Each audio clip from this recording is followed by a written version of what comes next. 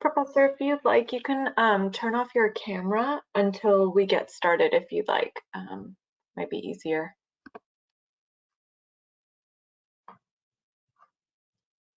Great. And if you have any questions that come up, feel free to reach out to me. Okay, thank you.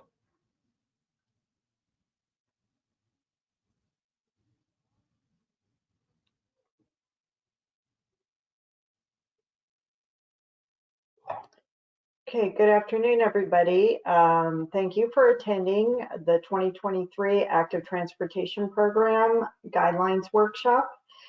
We are still waiting for people to log on, so just give us till about 1:03 and then I'll come back on and we'll get started.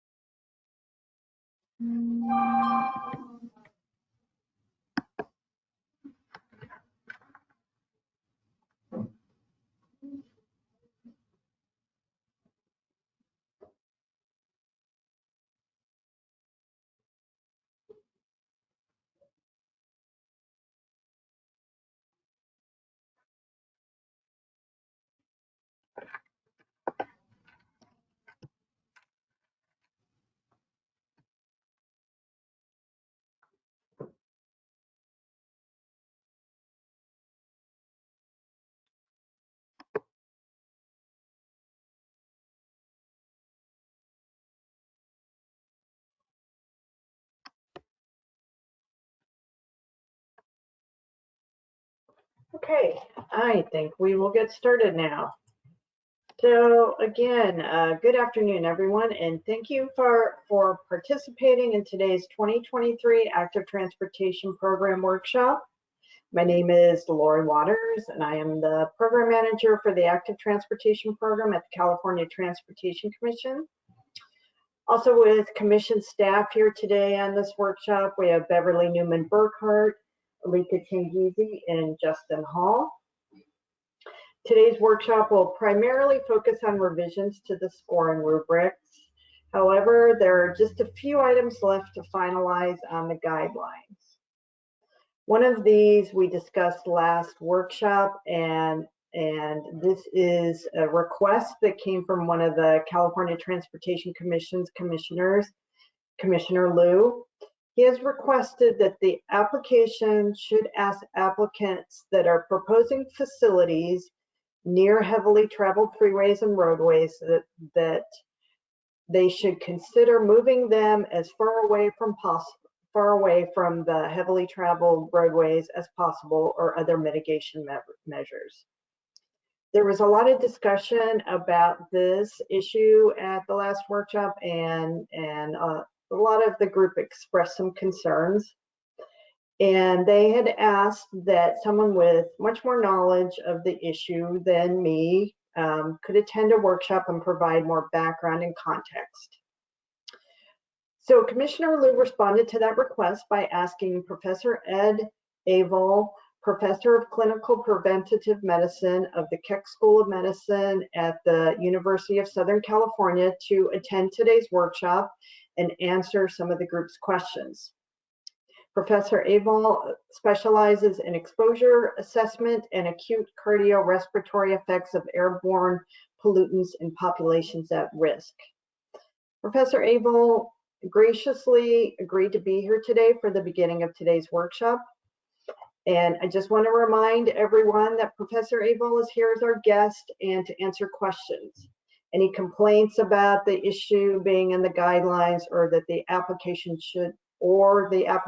should be addressed to me and not Professor Abel. With that, Alika, can you pull up the slide that shows the language that we propose to include in the guidelines?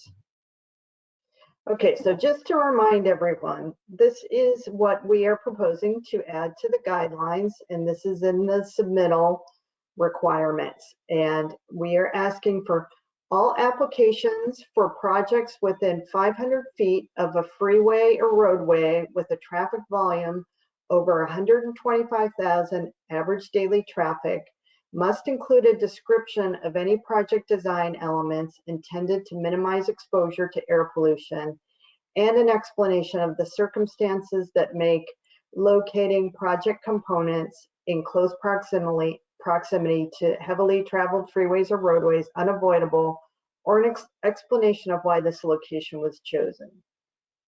So that is our proposed language for the guidelines. So I think maybe it would be good now, Professor, maybe I could just turn it over to you. Maybe you could just give a little bit of background to the group on why we should be talking about this and why this should be an important consideration when agencies are proposing to put active transportation facilities near heavily traveled roadways.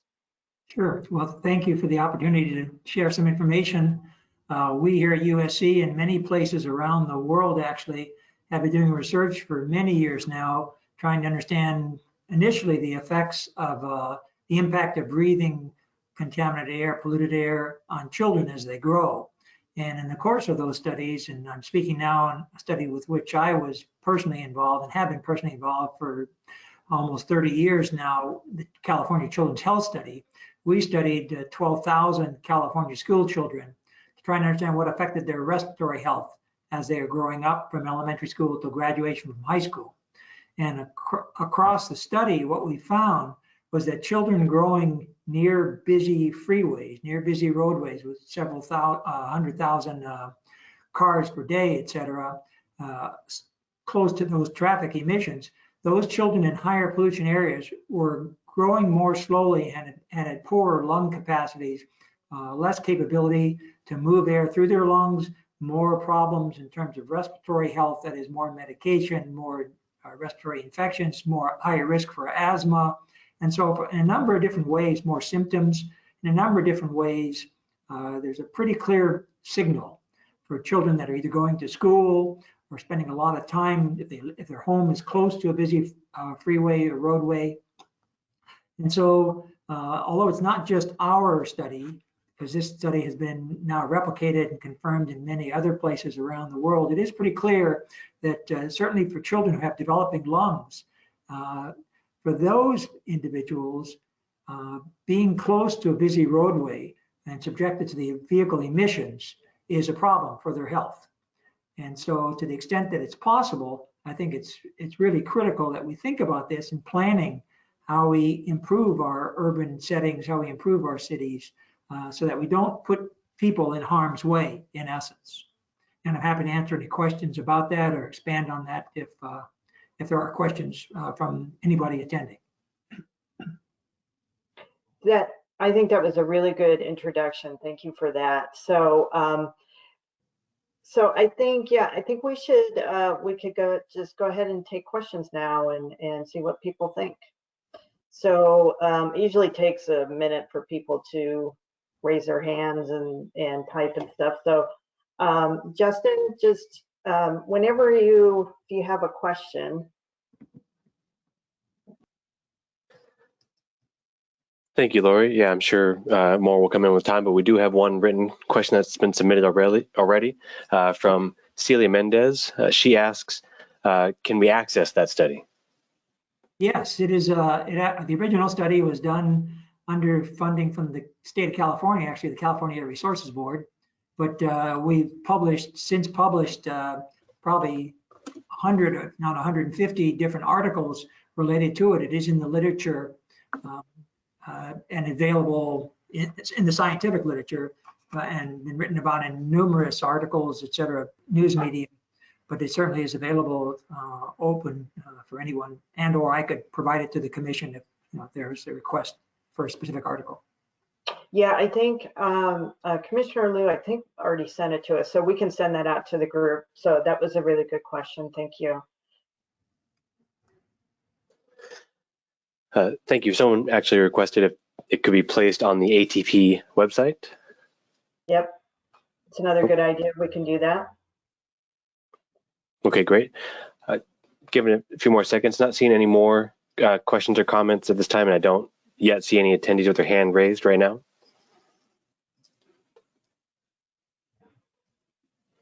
I think one other thing I might mention, just to sort of explain or justify why I feel so confident in the claims that I made describing the study, we've sort of seen it in both directions. We studied these children sort of going forward as they grew and collected this information. So we developed this study and collected that research and then reported on it.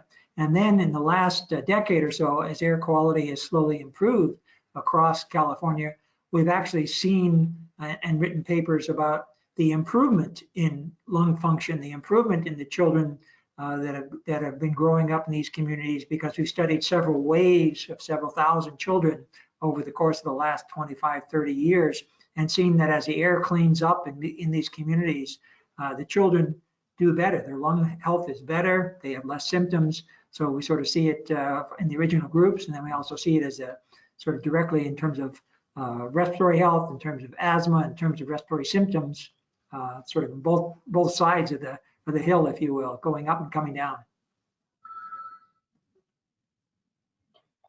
Okay, I think a few more questions came in. So Justin. Yes, thank you, Lori.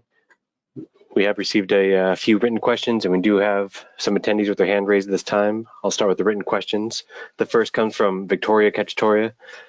She asks, could you describe the research behind transportation-related exposures, like biking, walking, or driving in high traffic conditions to vehicle-related emissions? I'm not sure I understand the question. Are you asking what the effects are for pedestrians or bicyclists nearby traffic? I think that's what she's asking. Okay. So there have been a number of studies looking at bicyclists, and the way these have been done, for example, would be to put air monitoring instruments on the bicycles while they're riding and look at what the concentrations are, and then measure their health by various ways, questionnaires or lung function testing, et cetera, when they get done with their ride and so forth. And what they found is a couple of interesting things. First, not too surprising, they do have the documented evidence that when bicyclists and pedestrians walk nearby the busy traffic, the pollution levels that they record on their personal monitors, on the bike or on themselves, they are in fact higher. So there is, direct measurement that the concentrations are higher when they're close to the roadway compared to, say, riding a few blocks away through the neighborhood rather than right on the busy street. And then the other aspect of it is that they do seem to see some attributed health effects associated with that. So they see both the signal in terms of the concentration, the pollution levels, and they see some impact of those pollution levels. So I guess another take-home message of it was that if you have the choice to ride along the busy street or to ride through the neighborhood a block or two away, it's much better for you individually in terms of exposure and health to take that ride a block or two away from the busy road. Thank you.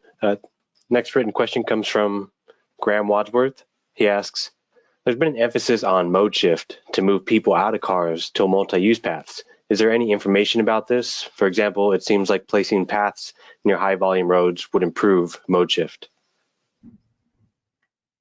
I don't have any personal research to related to mode shifts. The idea of getting out of the car and putting people in sort of more direct control by walking or other microtransit is a good idea from the standpoint of reducing emissions and reducing the pollution exposure, reducing the pollution in the regional area, in the local area.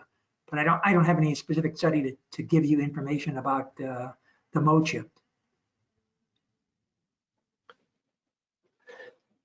Thank you. We have one attendee with their hand raised at this time. We have Michael Williams.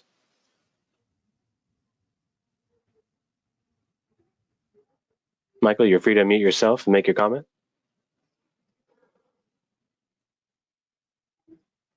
How about now? Okay. So Yep. yeah, hello. I was at the last meeting, and so Lori, I know we spent a ton of time on this, actually more than we really should have, given that the fact that there was no scoring, and we understand that.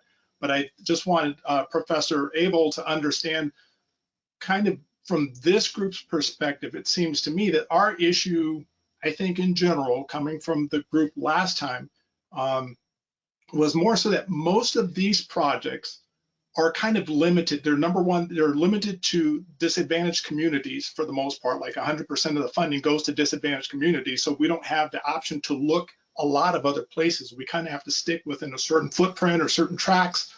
And most of the times we're also trying to overcome boundaries of freeways or busy streets or intersections, places where kids are walking on now. So we're just trying to create some class 1 facilities, but oftentimes they're like literally adjacent to these busy streets. It's we're putting them on a class 1, a block away from a busy street. So in some sense, they may be getting some of the same exhaust or very similar to it, but the bottom line is it's safer for them. They're not competing with cars. They're not walking or riding adjacent to cars. They have a clear, a safer mode of travel. And so I think that was a lot of the pushback, was that we often are limited with where we build these, and we, don't have the luxury of just taking them to a nice wooded area or to a less urban area or something like that. Those are luxuries we don't necessarily have in this particular category. And I think that was just a lot of the pushback or the comments that were received. And so I just wanted the professor to understand that. It wasn't that we don't understand the science behind, what he's working on and the studies and all of that. I mean, I'm sure people want more details, but it wasn't that we don't understand the science. It's just that, we're kind of stuck with what we have to build. And so sometimes it's going to put people on a physically safer place rather than, but maybe doesn't address the lung capacity or lung health issues, or airborne issues that the professor is concerned with. Just throwing that out there. Okay, well, I appreciate that. If I could just make a comment just to help guide you, and that is that I understand and I appreciate the effort to try and provide this for disadvantaged communities, et cetera. The one thing I would note is that distance helps. And so you can sort of think of it almost as an exponential decay, that the further away you are from the roadway, the decline in pollutants and a number of pollutants that can be measured. So if you put the walkway or whatever the proposed construction is, 100 feet away, that's certainly better than having it 10 or 50 feet away. If you can put it 300 feet away, that's better than having it 50 feet away. If you can put it 1,000 feet away, that's still better. Obviously, this depends on which way the wind is blowing, the wind speed and wind direction. But generally speaking, distance generally helps. And so, if you can put it, if you're limited because of the class 1 highway to putting it, within 100 feet or within 200 feet, the point is the further away, the better. Okay, that's fine. Thank you. I appreciate that clarification. We also agree with that too, and that's generally what we're trying to do, but that helps that you understand that. Thank you. Yeah, thank you, Michael. Michael, I think, did a good job of explaining what the attendees were expressing last workshop, that they're trying to balance a lot of different benefits in the projects that they're submitting. But Commissioner Liu had said what you just said too. Even trying to move the facility a little bit further away can make a difference. Justin, was someone else have their hands raised? Thank you, Lori. Yes, we did receive one additional written comment during that time from Victoria Cacciatoria. She writes, in the studies on air quality contaminant exposures, Is there a difference noted between tailpipe emissions and other road dust or tire particles? Wondering the longer term impact as electric vehicle usage increases versus what will still be a documented health risk from other road associated pollution. Thank you. That's an excellent question. So thank you for thinking that through and asking that. Yeah, all of our work and much of the work that's been published has been attributed to the vehicle emissions, the tailpipe emissions. But there are obviously other sources of types of pollutant from a busy road. There's the vehicle dust, there's the brake dust, there's even noise from the traffic. And so all those have actually, for example, noise has known cardiovascular effects as well, just in and of itself. So one can find studies that describe or associate health impacts with these other entities, be it the road dust, which usually is larger particles and tends to sort of fall out with close distance to the road. Whereas the emissions from the vehicle tailpipe emissions are usually either gases or very small particles that tend to travel much farther distances. But all of these do have measured and documented impacts of some sort on human health. I guess the other part of the question was what happens with conversion to or evolution to electric vehicles. And I guess, I haven't seen any data on the, large electric vehicle fleets and the impacts on the health there. Obviously, the pollutant levels, the tailpipe emission levels will go down dramatically. The noise, I expect, would go down somewhat as well, although there is turbulence and so forth associated with the vehicle moving. But I'm not familiar, and I have not personally done large-scale electric vehicle type studies. But from the emissions, from the reduction of emissions from the tailpipe and motor vehicle, that is the burning of fuel, be it oil, gasoline or diesel, those would be improved in terms of decreased levels. And everything I know and studies that I've seen would suggest that the decreased levels would result in improved health.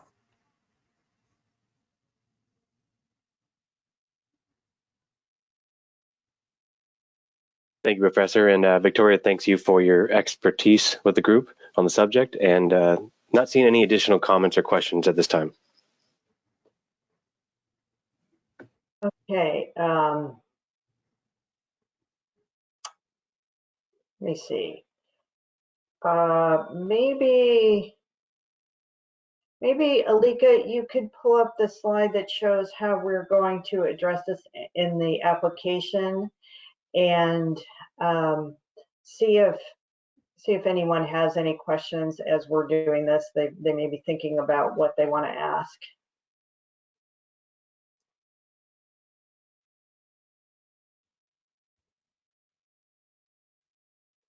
Okay, so what we're proposing is in the application that you first select if your project is located within 500 feet of a freeway or roadway with a traffic volume over 125,000 ADT. And if yes, describe any project design elements intended to minimize exposure to air pollution and circumstances that make locating project components in close proximity to heavily traveled freeways or roadways unavoidable, or explain why this project location was chosen. Professor, let me ask you a question. Other than moving the facility further away, are there any other project design elements that an agency could consider if they want to minimize pollution exposure to the people using the facility? Yeah, I think there are. And it comes down, I guess, to some resources and planning and strategies. We think about larger environmental issues such as climate change and increased heat and so forth, particularly on roadways. And so the planting of trees and, the use of hedges, et cetera, could be very helpful just in terms of thinking naively about, the leaves and the tree structure in a way acts as a filter of sorts to sort of prevent some of the pollution from reaching the I guess the pedestrians or cyclists on the roadway. Obviously, you need the space for the clearance for the cycling and the walking and so forth. But that is something certainly worth considering. And heat, of course, is a primary stress. So the added advantage of the trees, the foliage, and the shade would be a benefit. Other ways could include, I suppose there's a lot of work going on to understand something about decreased exposure related to particle capture by certain materials. But I think that's probably not widely defined and used at this point in time. And of course, there are lots of filtration systems which probably aren't practical for long, roadways, et cetera. But that is a possibility in terms of mechanically cleaning up the air. So I guess the one thing that there probably are others, but the one thing that comes to mind for me would be the use of greenery, shrubbery, trees, et cetera.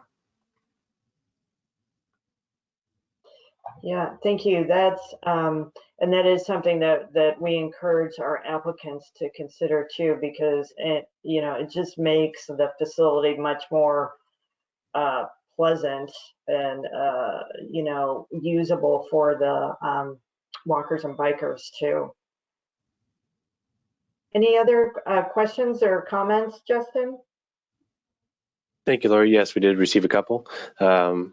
The first written question comes from Jean Severnhouse. They ask if the professor would be able to email the group some study references.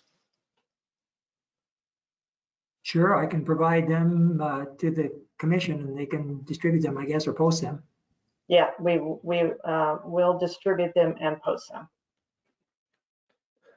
Thank you. The next question comes from Corey Wilkerson. He asks, the ADT does not necessarily indicate an air quality issue, nor does it consider vehicle electrification. Thank you. Perhaps we should use a different data set.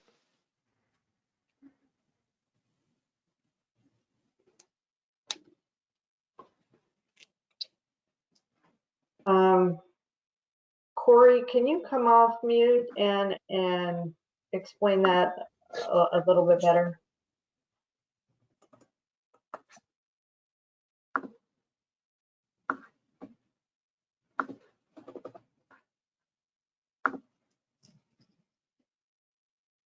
Hey, Lori, can Okay. you hear me? Okay. So in this instance, we're using ADT as a placeholder for a location that has the potential of having air quality impacts, but there isn't necessarily a direct correlation for that, both in the current term and in the long term. As we see an increase in vehicle electrification, the air quality impacts are diverted to areas where the electricity is generated. So is there a different data set that we should be using, perhaps an actual air quality data set to show the locations where a particular project should consider some sort of additional features or something along those lines?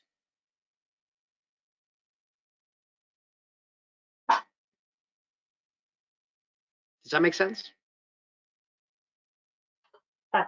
Professor, I think I know what Corey is getting at. Did you follow his question?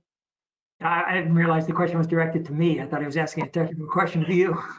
Oh, okay. I think well, I think he is partially, it is for me. But yeah, Corey, I think what you're saying is, to use an extreme example, if you have a roadway with over 125,000 and they're all electric vehicles, that wouldn't be nearly as much of a concern as a roadway with over 100,000 if they're all gas vehicles. Is that what you're kind of getting at? Correct. Okay. Exactly. The vehicles out there are changing pretty drastically at a pretty drastic rate, and we're seeing more and more, certainly more and more hybrid vehicles, electric vehicles, and so I'm wondering if we should perhaps be using, or if there's a different data set available that we should be using that would point towards point towards the you know, actual air quality impacts. You know, we're supposed to be 100% electric by 2045 in the state's transportation plan. So these projects are obviously going to outlast that. At least that's the intention. So is this really something that we should be, is this the data set that we should be pointing to towards whether or not there's an air quality issue, or is there something different? So I would suggest that there is an air quality issue. There will continue to be an air quality issue. I think that, you know, despite the state's best intentions, and if we are successful and do get, you know, the sale of all new vehicles in California by 2035 or 2040 or whenever to be all electric, there still will be an evolutionary transfer, you know, an evolution transition of the fleet. That is, if you look at the fleet right now, there are many old cars, many cars that have been out for 10, 20, 30 years, especially the heavy trucks, that will continue to persist in the vehicle fleet, even though they'll be gradually replaced by newer, cleaner vehicles, which is what we all hope for. So I think that the concentrations will go down. So if, you know, there are monitoring stations, there are monitoring for compliance purposes and other reasons, a number of stations around, well, around the state of California, but around the country. But they're not as deeply embedded as many of them in every area that you'd like. So there is more regional monitoring and modeling that, you know, that applies to some of the areas, because there isn't direct continuous low stationary monitoring in a given location everywhere. So, Lori, is this something that you guys can look into before the application comes out? Something that actually is a direct, you know, it directly is responding to what Commissioner Liu is talking about, is this issue of air quality, and the impacts of locating active transportation infrastructure, you know, in areas of where the air quality is such that that it's hazardous. Is it possible to do that? I worry about using ADT as a placeholder, because it's not necessarily a direct correlation.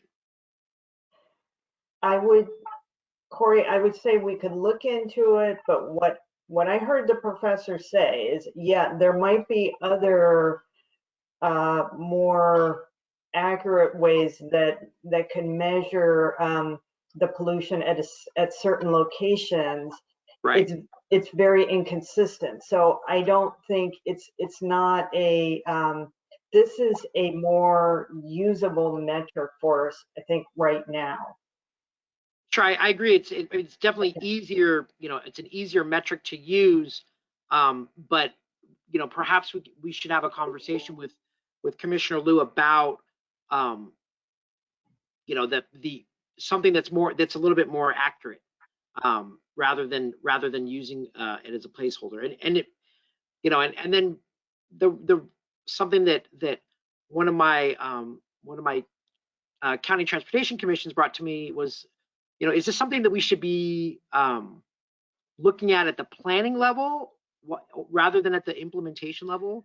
As plans are being developed, that's really when you would kind of identify where a project location is. I feel like all the responses we're going to get, and we can do this as a test run and just see what everybody says, but I feel like all of the conversation, all the responses we're going to get are going to say the same thing. They're going to say, oh, you know, there isn't an option to move it, you know, or whatever, and we're just going to have to leave it at that. So I'm just curious to see about the value versus the extra work that's going to be put into this information.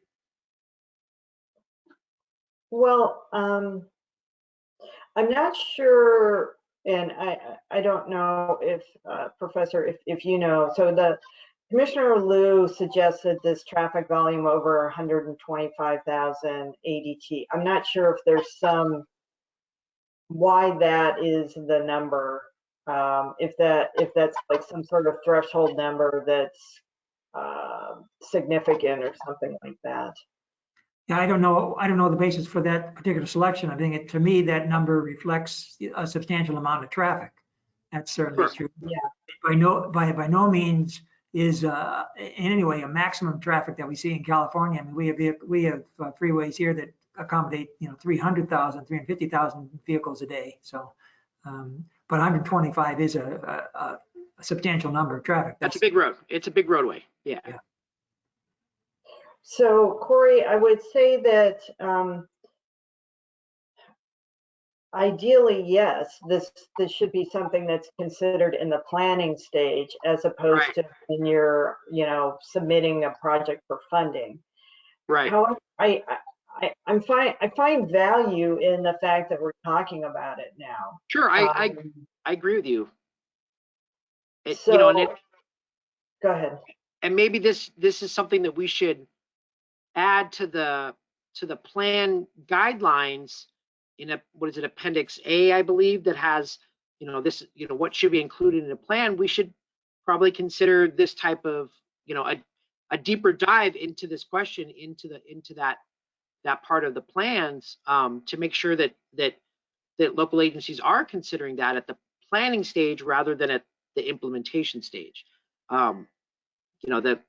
Obviously, before a city applies for a project, they've already gone through and identified which projects they're going to apply for. They prioritize them. There's been a lot of community input that's gone into place. So for us to come in and say, well, wait a second, did you guys consider this?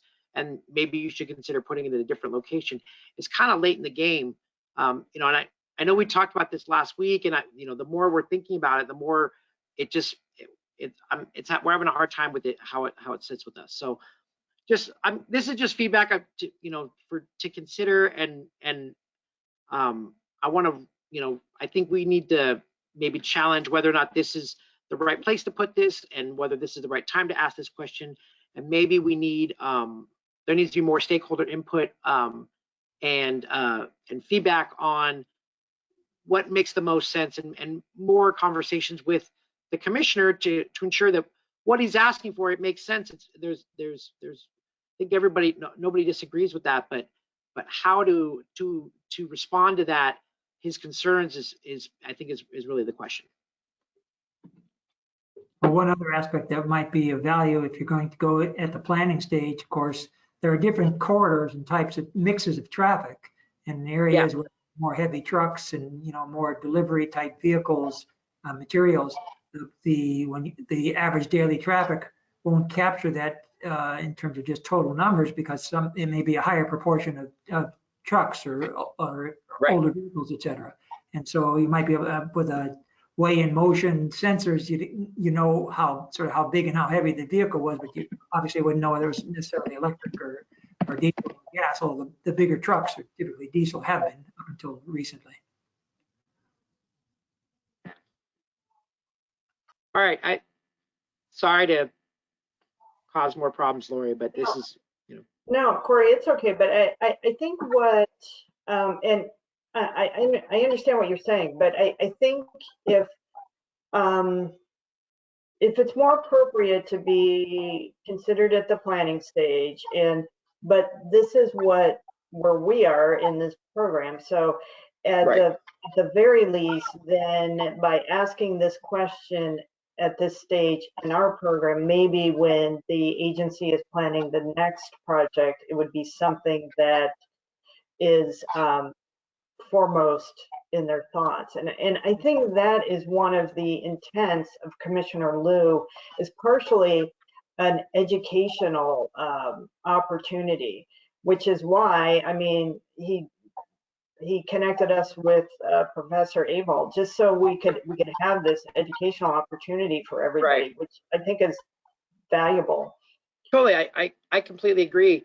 I know that the draft guidelines have already been, they've already been taken for review. Maybe we should consider adding something in the planning, in that appendix related to plans, so that we can make sure that that it's being considered at the planning stage, which probably is more appropriate. Okay. And maybe Professor Abel can help us with some language and of what should be analyzed versus what shouldn't, or point us to some resources that would be useful. Thank you for your time, both of you. I appreciate it. Thank you, Corey. That is actually a good suggestion. Justin, do we have anyone else yet? Yes, Lori, thank you. We did receive a couple additional written comments, and we have one attendee with their hand raised at this time. From Deborah Murphy, they write, basically it's an air quality problem, not a vehicle volume problem. And from Victoria Custodio, they write, CARB has a technical advisory group that might be able to help answer Corey's question. We are figuring out who is the best point of contact for the advisory group, and we will share when we have it. Okay, thank you, Victoria. There was someone with their hand raised, but it looks like it was lowered at this time. So if you're looking to ask a question, please use the hand raise feature, but at this time, not seeing any.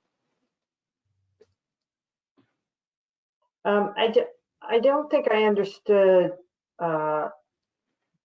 Deborah's question. What did she? Deborah Murphy? She wrote, what the comment was basically, so this came a little bit earlier, but she wrote, basically it's an air quality problem, not a vehicle volume problem. Okay. So yeah, we talked about that. We're using ADT as almost like a proxy for that because it's what we have at easy access, well, somewhat easy access to, is determining the ADT.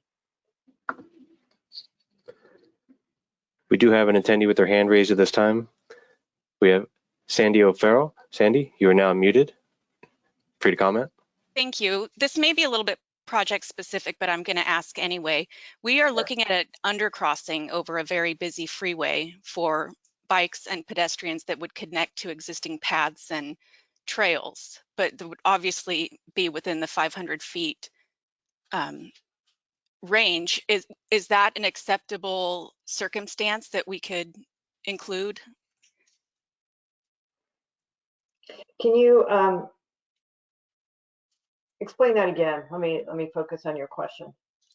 So we're looking at a project, Yeah. an undercrossing over a very, under a very busy freeway that's definitely Right. over the 125,000, but Yes. it's basically right under the freeway.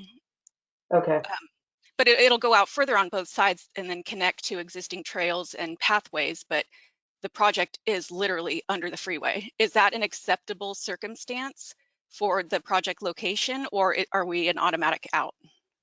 So no. So this question is not being scored. Okay, just to be clear on that, we're using this as to gather information and to start discussing this issue as like we're doing now. But I think that your question does bring up a concrete example of what we're going to see. So, Professor, what she's talking about is their facility is going under a heavily traveled roadway, and so let me ask you then, and what, Justin, what was her name again? Sandy. Oh, Sandy. Thanks, Sandy. So, Sandy, what we're going to ask you to do is, in this case, you would check a box saying, yes, it is, within 500 feet of ADT with 125,000 average daily traffic. So then what we're going to ask you to do is explain if you consider project design elements that would minimize the exposure. Since you're going under, it's not really feasible to move it away. I mean, you kind of have one place to put it, but the professor has already mentioned things like planting trees and things like that. So what do you, I hate to use you for a guinea pig here, but how would you answer the question, Sandy, do you think? How would I answer the question? Yeah. About design elements? Yes. I have no idea. I mean, this is preliminary discussion about this project, and I'm just a part of the consultant team that we just got pulled in yesterday. Right. So No, I but don't know. I would be looking yeah, to, others to provide guidance on design elements to minimize impact. okay. I think it's a good case study question, though. I don't know, Professor, do you kind of you understand what she's kind of getting at, that she doesn't know what they could do? Right. Yeah, I mean, it's a complicated issue. There's no question about it. Obviously, she's not going to be able to do anything about the distance and the magnitude of traffic. So the question then comes to mitigation and what you might do, I get, depending on how long the underpass was.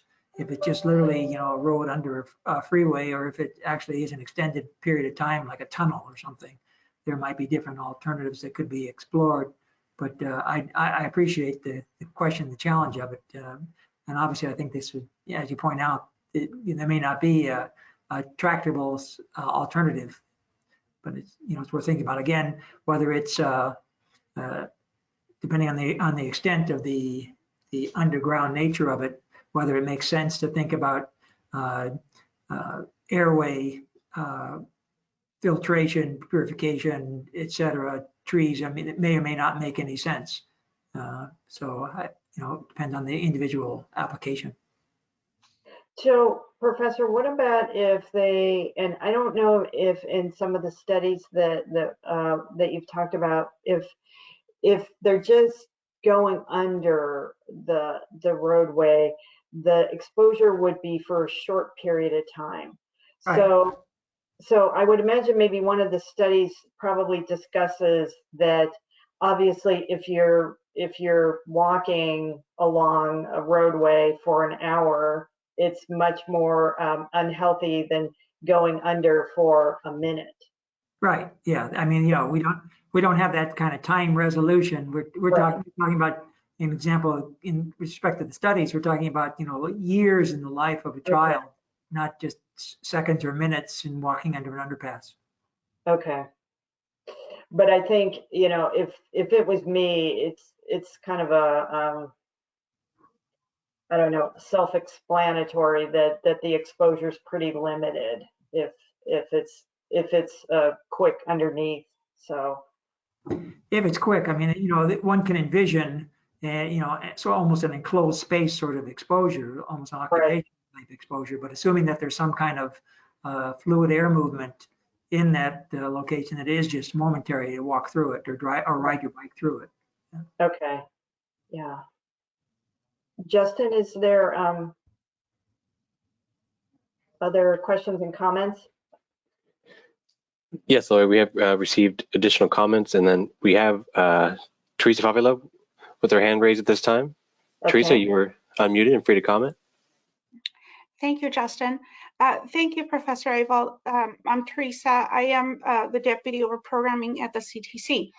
And, one thing that Commissioner Liu was very clear is that he is very supportive of active transportation, and in no way does he want to deter us from agencies from applying, because it's good, especially as we move into a area where we're trying to connect communities. And so in Sandy's example, it may have to be where, a freeway came between a community and the connection would be to put active transportation. So I think this is a good opportunity for us to start thinking about it. And like Corey said earlier, especially as we start planning in the future, right now it's just putting it out there so that we think about it. And I think it's a very, very good discussion. I am very happy as to where we're going, but it is not going to be scored. And for us to continue the discussion on this, I think we're really not going to get very different or far. We can add it in the planning, in the appendices as well. But agencies need to start planning for this, and maybe in cycle 2 and the next cycle, I'm sorry, we're like in cycle 7, next cycle, right? Yeah. we'll have more data and more information as we get more information. But like I said, thank you, Professor Eval. This is a very great discussion, and we may kind of tap you into the future in case we need additional resources, because I think this is very useful. So thank you. I just kind of wanted to make sure everybody knew that Commissioner Liu does not want to kill any projects or deter anyone from applying. Even though they're close to the freeway, mitigation measures, as the professor indicated, would be good. But let's just continue the conversation. And for us to continue going over and over it again, I don't think we're going to get very far or very different from this. Thank you. Thanks, Teresa. Justin, did we have other comments? Thank you, Lori. Yes, we did receive a couple more written comments from Shauna Gaz. They ask, how should we balance design elements to help filter air pollution, such as trees and shrubs, against the idea that such elements might make a freeway undercrossing less desirable from a safety standpoint? Well, that's a good question. I think that's, you know, when we come up with these kinds of questions in other ways, when we're talking to potential applicants, I think that we trust the applicants that they've thought about all of these things, and then it's up to them to explain why they made the decision to that planting trees creates a safety hazard, and it's balancing all of these things, and I think if in the application, if you're just explaining that you've thought about them and that you came to certain decisions, I think that's what we would be looking for. Anything else, Justin? Yes, Lori. From Corey Wilkerson, would ATP fund a filtration system in a tunnel? I don't know. I don't think I can give a yes or no on that, but I think it's a maybe. That's something that we definitely could think about. Thank you, Lori. Not seeing any other written questions or attendees with their hand raised at this time. Okay.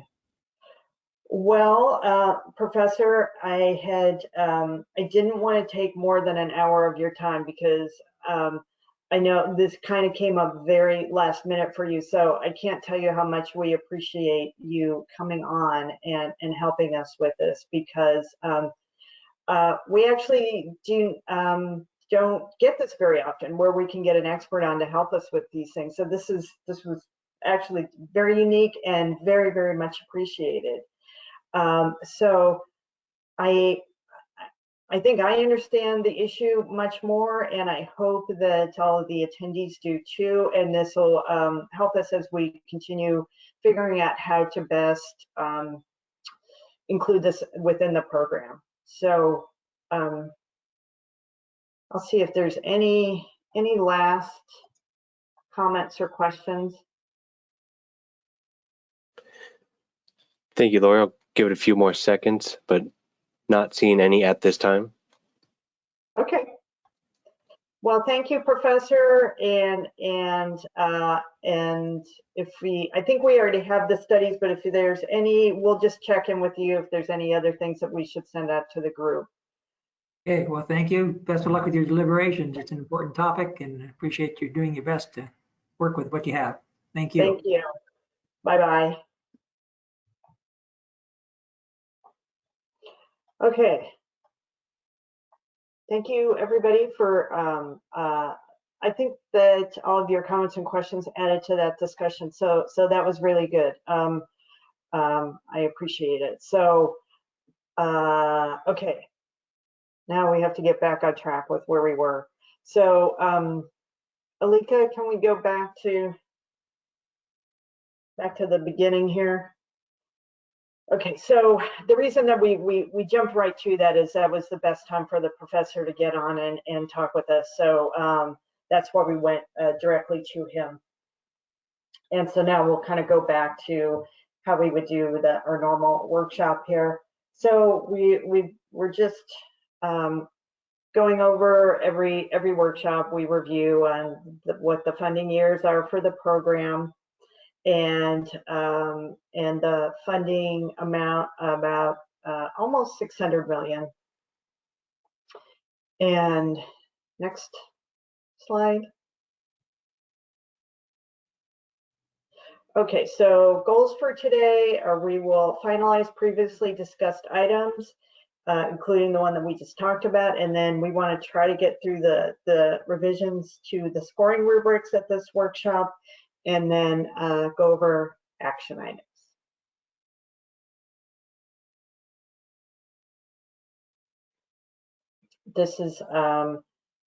This is all the full schedule of our workshops. So we're on February 8th. We're almost through all of our central workshops. We have one more on the 23rd, and that says wrap up there, but I think the main topic at that workshop is going to be quick builds.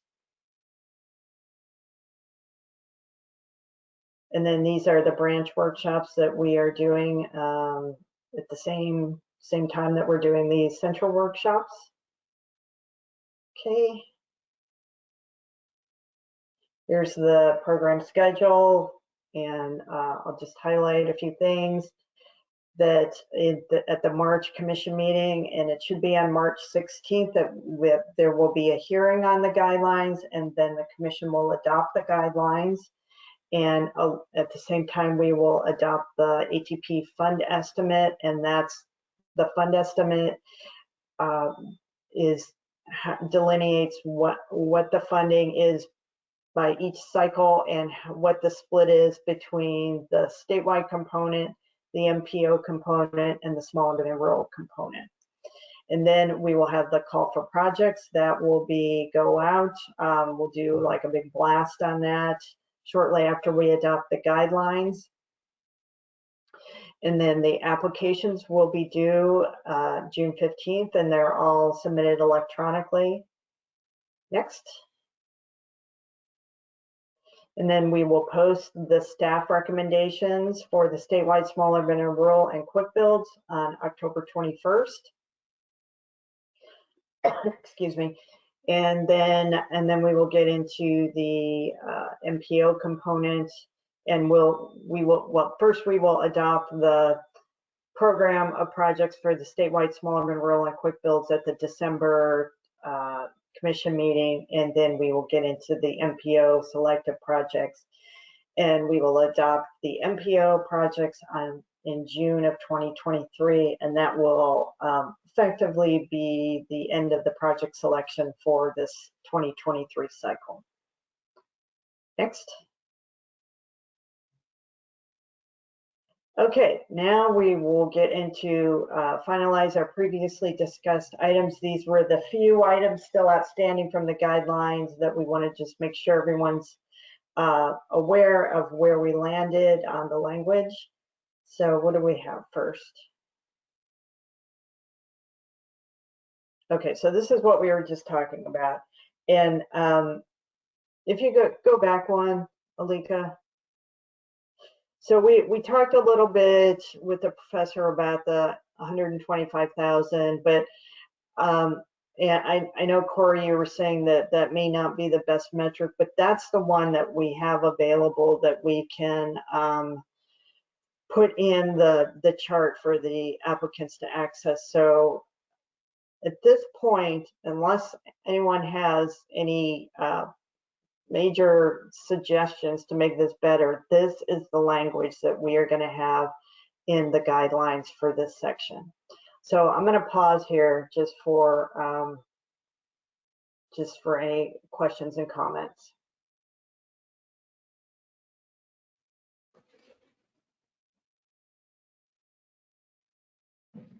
Thank you, Lori. We do have attendees with their hand raised at this time. Okay, and just so, even though the professor is no longer on, everybody can still be polite. Okay. First, we have Corey Wilkerson. Okay. When have I ever not been polite? Well, let's see. When was the last workshop? The more and more I'm thinking about this, the more and more I would like to urge us to not include this in the application at all, and just have something in the guidelines under plans. I know that Commissioner Liu is looking for this, and I know that it put you in a difficult spot, but I just want to at least make that comment that I think that this puts extra work on local agencies, especially ones that are reapplying and projects that, and it adds an extra burden to local agencies that, and I'm not sure that the value is there in it. So I don't know if Teresa's still on, but this is going to be in the guidelines. There really is not a choice on this one. I understand. Teresa, are you still there?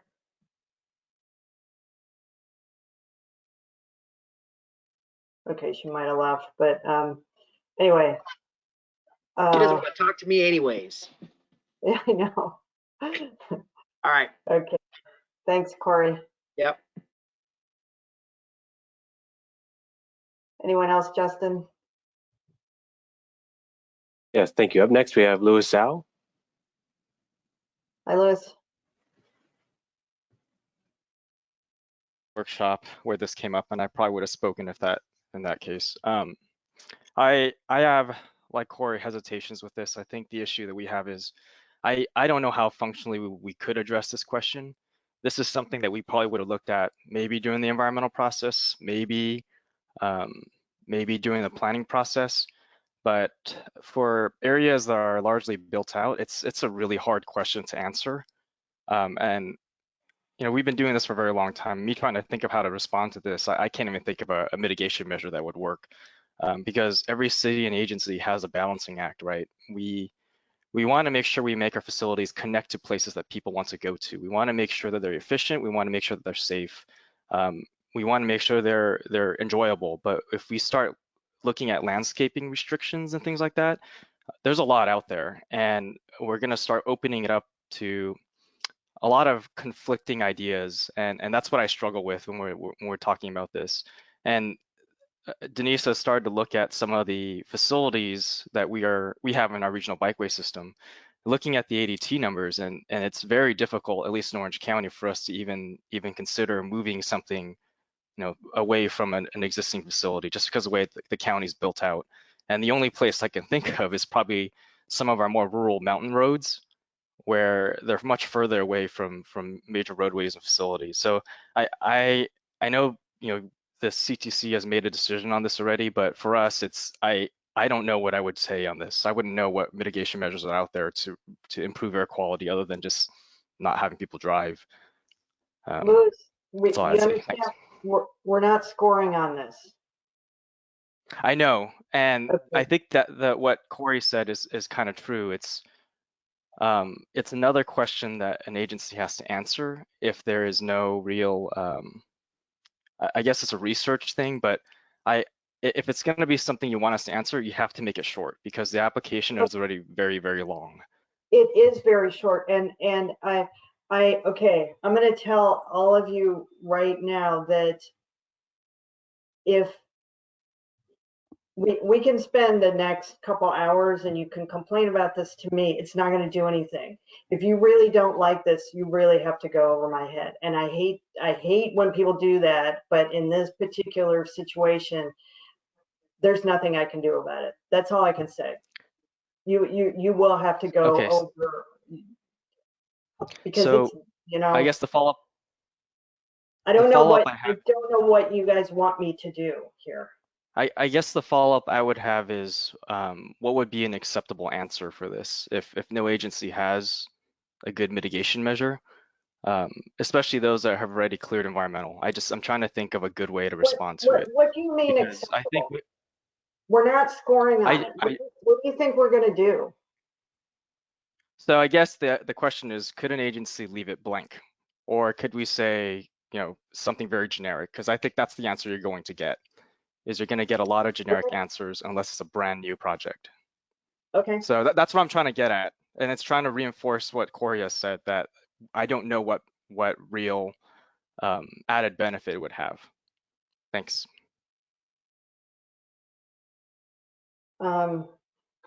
So I don't know what people are going to put in here, and we're not scoring on it, so I'm not sure. It's not like we're going to say, well, this is a bad answer, and then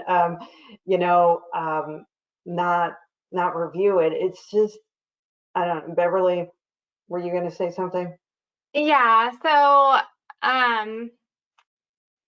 I think like in terms of an acceptable answer, if this isn't something you've thought about, you can just say, hey, we know that this has like there's an air pollution issue here, there's like high ADT here, but this is the route people are using. I mean, at this point, we're gathering information and we're not scoring on it, so we want to hear about any like mitigation efforts that your agency has thought about. But if it's not something you thought about, then you can just say why you're putting the project there. It's that simple. It's not something that will be scored.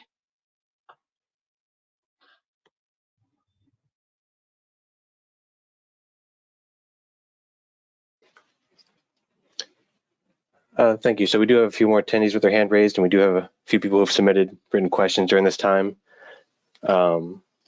Two questions that were asked is there a web page that has ADT information? And someone also asked about getting traffic data. Yeah.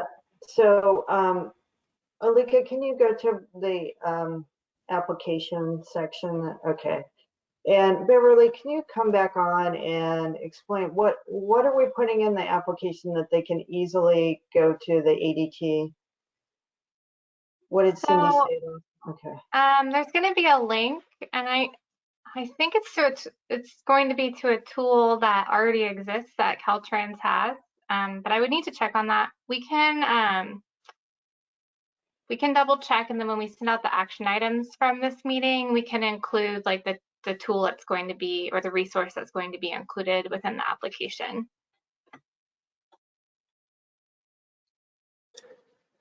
Thank you. We did receive a couple more written comments, and we do have a couple of attendees with their hand raised. I'll go through the written comments real quickly. From Danielle Casey, she writes, Lori, the rules are with you. We are sorry that you are dealing with this. From Michael Williams, he writes, for the record, I get what Lori is saying. I'm okay with it and disagree with the current callers on continuing to take exception to this. I'll now move to the attendees with their hand raised. Up first, we have Oscar Tsai. Hello, this is Oscar Tsai with Stephen Grover and Associates. We design bicycle and pedestrian overcrossings and undercrossings, and typically over freeways in disadvantaged communities. And I understand this question is not going to be scored, but given the example earlier of somebody concerned that, would their project be ruled out, I wonder how, is it possible to clarify that this question is for data collection purposes only? Maybe you bold or the or part, or explain why this project location was chosen.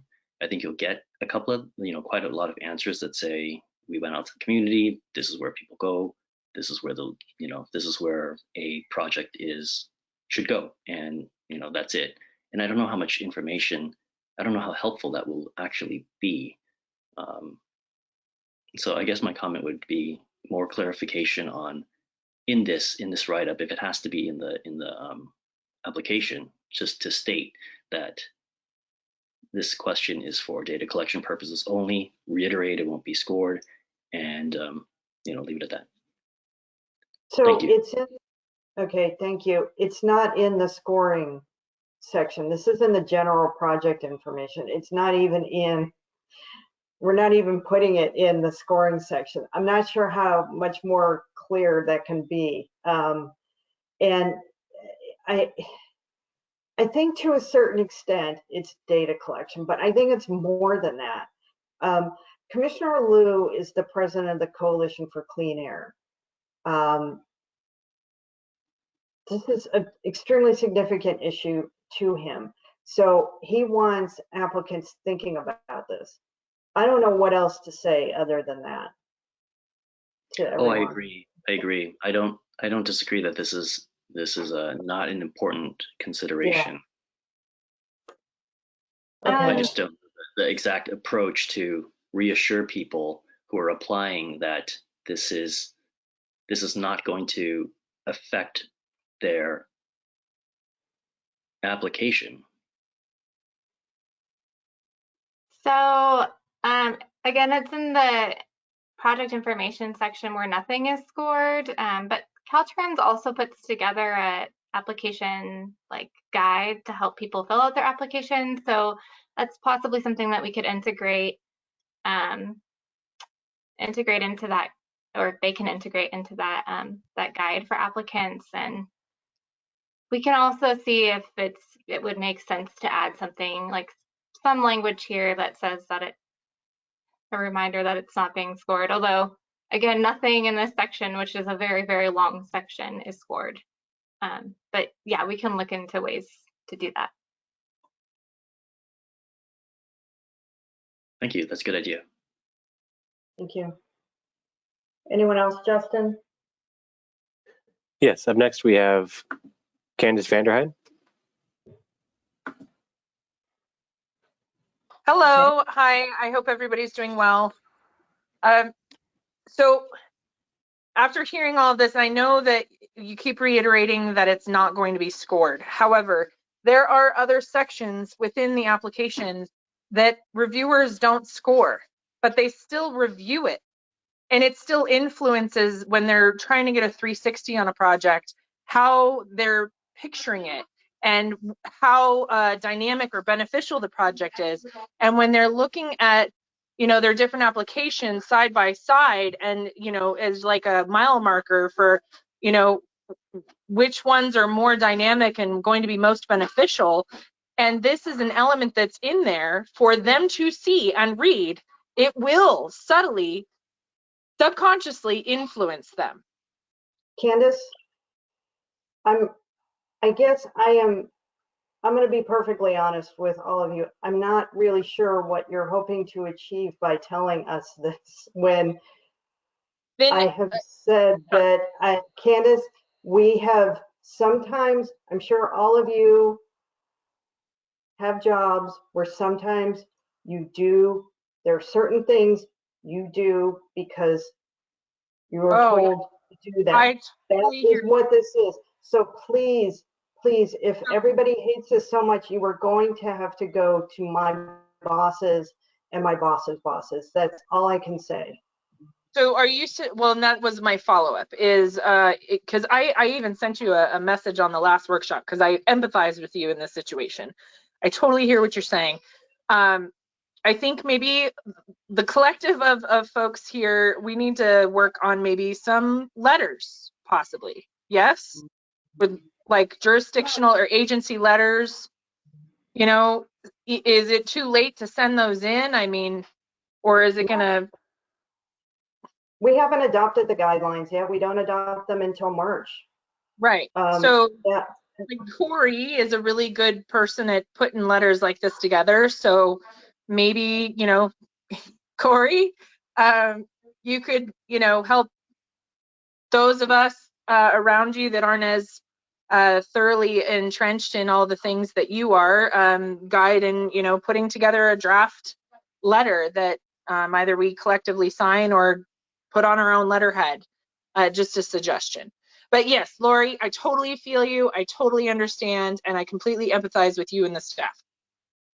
Thank you. And Lori, I just want to add that, we do trainings with our evaluators, and when we talk about this portion of the application, we can talk to them about like the sensitive nature of this question and how it's the first time that this question is being asked, and it's really so we can get a feeling about what's going on out there and that they shouldn't take it into consideration when they score it. So it's something that we can integrate into that training.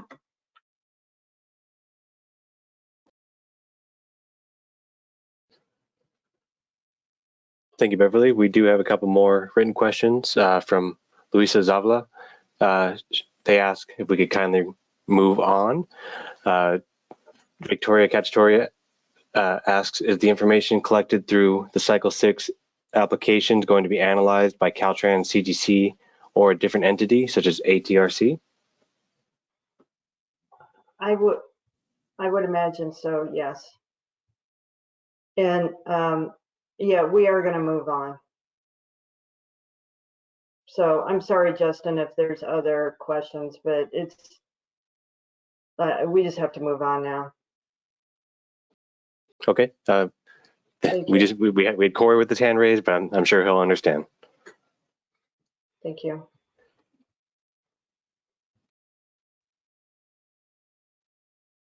Okay, unless Corey, did you want to say something about writing a letter? I just wanted to respond to your question about what we want you to do. And we know that you're stuck in a very difficult place and that this is challenging. I think our hope in voicing this at this meeting was that it gives you the background to be able to share this information with your Okay. Yeah. If you, let me just say, believe me, I already did that. This has not been a, I'm not going to say anything else. It's cool. I'll do as you suggested, and if we want to push it further, we'll draft a letter and send it over. Okay. Thank you, Corey. And sorry. Okay. All right. So let's move on now to I don't even know where we. Okay. Beverly, I'll let you take over here now. Yeah, I can take over. I think the rest of the stuff I can present. Okay, so at the last meeting, we talked about how in the application we should be asking about any, in the public participation question, how we should be asking about COVID and how it had an impact on any public participation efforts. And someone had a great suggestion of kind of reframing it so people address the strategies they use first. So we kind of reframed the question to say, what strategies were used to address engagement challenges that arose during the COVID-19 pandemic? And then we know that some agencies face some really unique challenges, so we added describing any unique engagement challenges that the community faced. And we can open this up for any comments on this, but I will say that later on in today's presentation, we'll also go over how we're going to address this in the scoring rubric. It's something we thought about a lot. So we'll definitely talk about it more, but I'll turn it over to Justin to see if there's any comments or questions. Thank you, Beverly. I'll give it a few moments.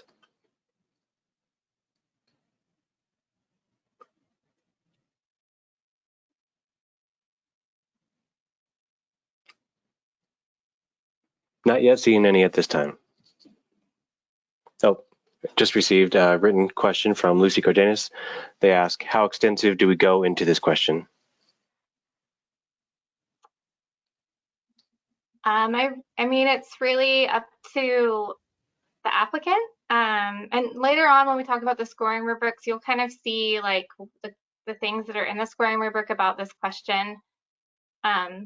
So we added some additional word counts to the sections that this question is asked. So I think we added about 200 words of additional word count for this, because we knew that people would need more space. So I would say you can give an overview of kind of your strategies, and then if there really is something like, I know in some communities there's really unreliable broadband, so they may want to go more into that, or in some communities the infection levels were higher than other places in the state, so that may be something that they want to discuss. So it really depends on like the context of the community. It is something that should be addressed though. And okay, any other questions, Justin? Thank you, Beverly. Not seeing any others at this time. Okay, and you know, we're going to talk about this again later on. today. So if anything else comes up, we can address it there. So next slide, please.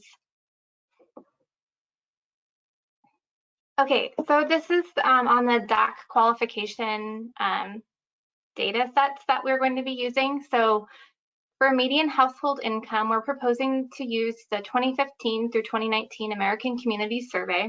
So that's the most recently released survey.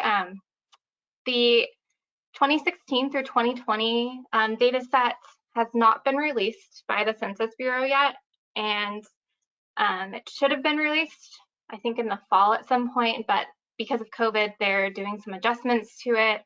And so they haven't released it yet, and we're not sure whether it will actually be released by the time that we have our call for projects.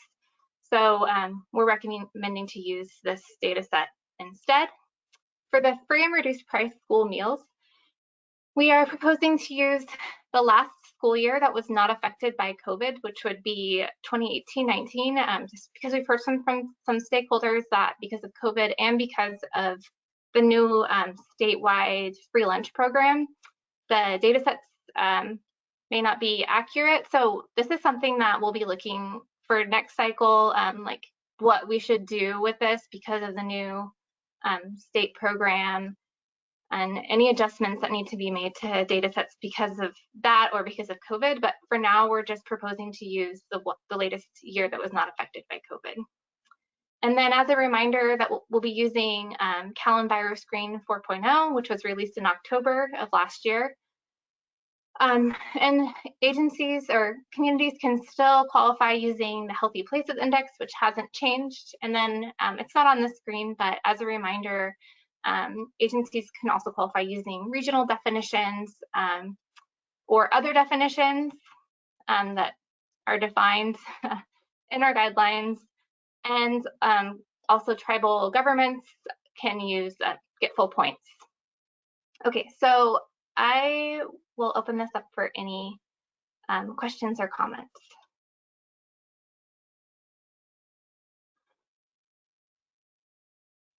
Thank you, Beverly. We do have one attendee with their hand raised at this time. We have Deborah Redmond. Hey, I'm just wondering why you wouldn't use 2019, 2020, because don't those get calculated in the fall, and that would be before COVID struck in 2020. That's actually a good point, and I was thinking about that before this call. So we can go back and if it wasn't affected by COVID, then we can use that one instead, and we can report back to everyone at the next workshop.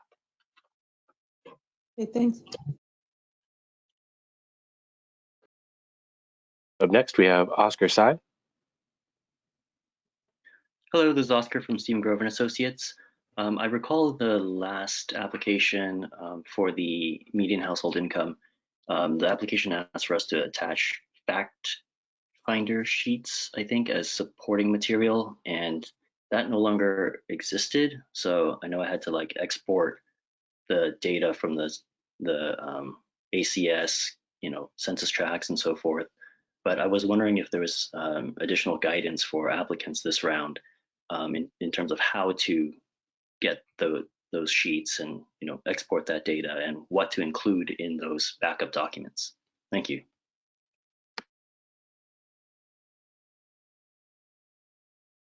That's a great question. So we'll make sure that's updated in the application. And then I'm not entirely sure how to answer that question, but again, we can report back to tell everyone what applicants should be attaching there, and it'll be updated in the application, so they'll know. But thank you for that comment.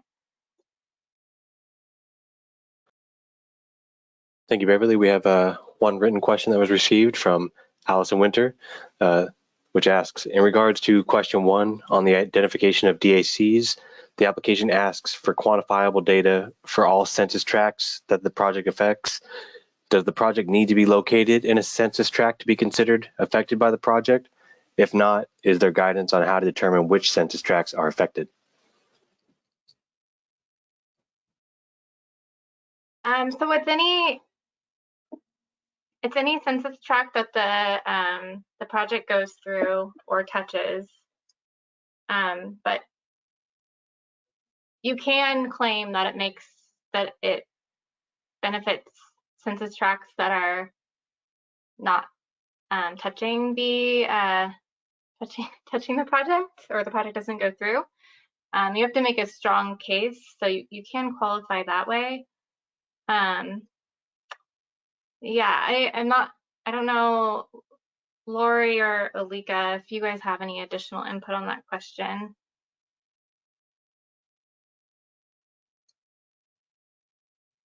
Oh, Alika just got back on. Okay, can you say it again? Yes, we'll do. In regard to question 1 on the identification of DACs, the application asks for quantifiable data for all census tracts that the project affects. Does the project need to be located in a census tract to be considered affected by the project?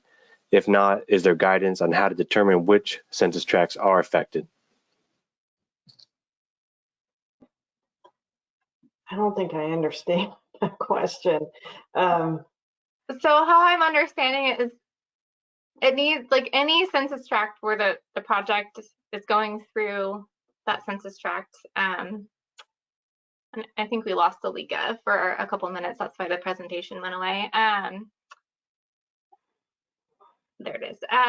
So those need to be included in your calculation. Now, if you're trying to qualify for benefit to disadvantaged communities, and the census tract that's disadvantaged is not in the project area, but you're claiming that that it's benefiting that disadvantaged community, then you can make that claim. But you need, like, information to back that up. I'm not sure if I'm answering that question though.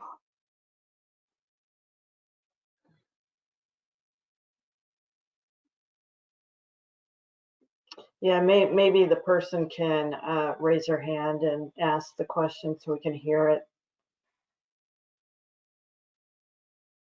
Allison, if you'd like to use the hand raise feature to indicate you wish to speak. Otherwise, I've unmuted you, so you're free to unmute yourself now to answer the question. Great, thank you. Yes, the question, so it has to do with the disadvantaged community, the table, identifying the census tract and plot through. I was curious if we had to include just the census tracts that the project is located in that table. Yes. Yes. Okay, thank you. And if we wanted to include additional ones, we would have to, we can claim that, but we have to have information about why we included them. Yes, exactly. And also, I think you know this, but just to reiterate, you should be including every census tract in the table that the project goes through, not just the disadvantaged ones, because when it calculates it, it takes into account the non-disadvantaged census tracts.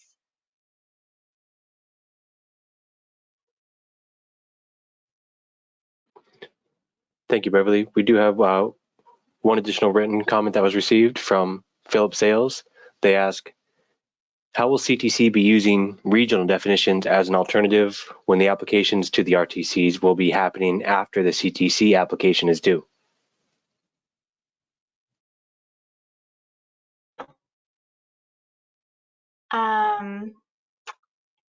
So the two don't have anything to do with each other. It's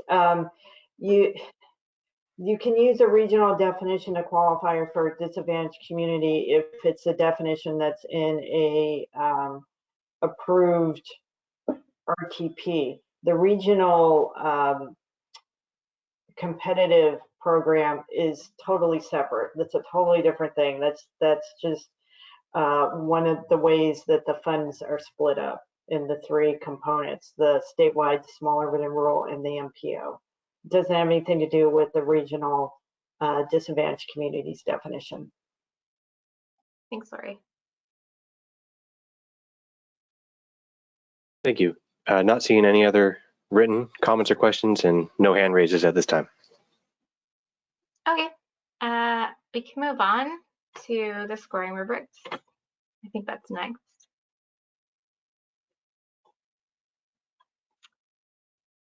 Okay, so we have our proposed changes to the scoring rubrics, and they're in alignment with the changes that we made to the applications and the changes in the guidelines. So if you participated last week in our applications workshop, I'll kind of go through like in the same way. Like I'm going to go through kind of question by question in the application and cover all of the changes to that question, and then we can take any comments on those proposals and then any other suggestions that people have. Yeah, so the first topic is the disadvantaged communities question in the application. Next slide, please. So in the scoring rubrics, this is actually just a clarification that we're adding that currently it says that projects on tribal lands get full disadvantaged community severity points, and we are adding that it also includes projects submitted by tribal governments. So next slide, please.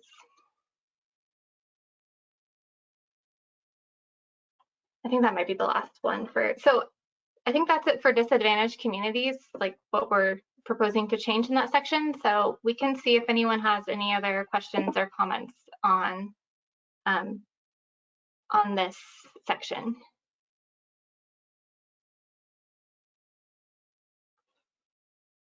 Thank you, Beverly. I'll give it a few moments.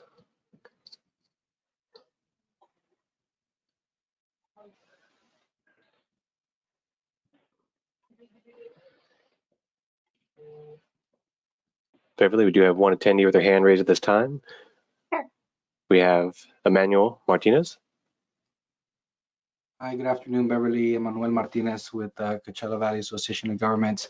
Kind of just wanted to go back really quick on the DAC question and counting that the score. So like, I guess to clarify for me, like the question that was asked had to do with the project benefit area.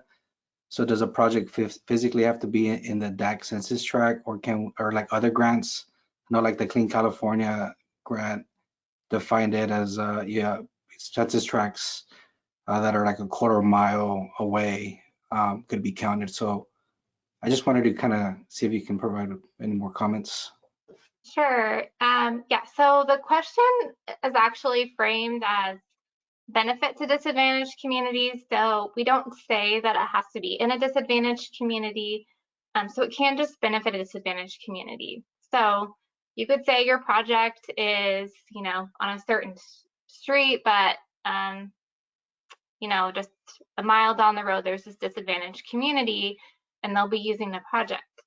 So you can use that to qualify. You have to use the census tracts around the project area for your severity and location score, which could mean that you get a 0 severity and 0 location points because it's not even partially located in a disadvantaged community. However, you could earn the benefit 2 points. So those are the points where you're describing the benefit to that disadvantaged community.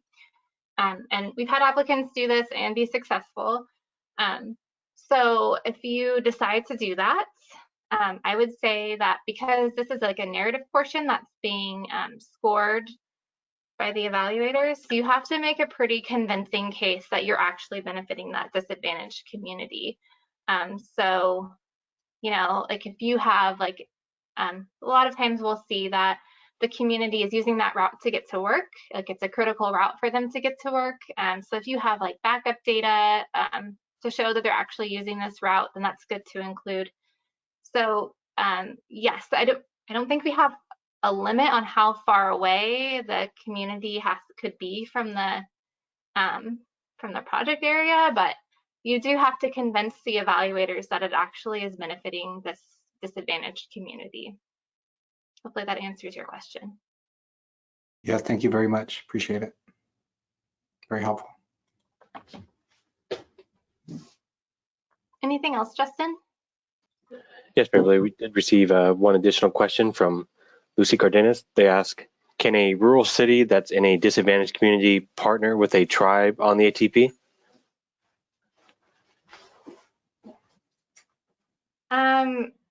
Yes. So we have seen, we've had Caltrans partner with tribes, but yes, you can partner. And sometimes it's easier for the tribe to partner with someone. So yeah, you can partner with the tribe. In terms Thank of, anyways, go ahead, Justin. No, didn't mean to cut you off, Beverly, but No, thank you for that.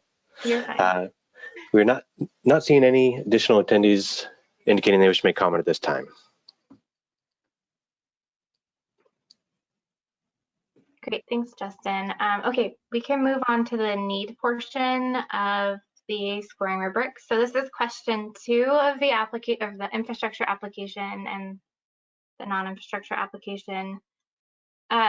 So this question is asking applicants to describe kind of how the project will increase walking and biking, and kind of just why the community needs this project, and then how the project will meet the needs of the community. Next slide, please. Okay, so as you may recall from last week, we changed the prompts for this question a little bit in the infrastructure application. So we are asking, describe the community and the issues the project will address, and then how will the proposed project benefit the non-motorized users of all ages and varying abilities. So the new language is in bold underline, so we added the describe the community, and we also are asking applicants to address the needs of people of all ages and varying abilities. In the kind of bulleted list of items that applicants should discuss on this question, we added in bold underline on this slide, community characteristics and context.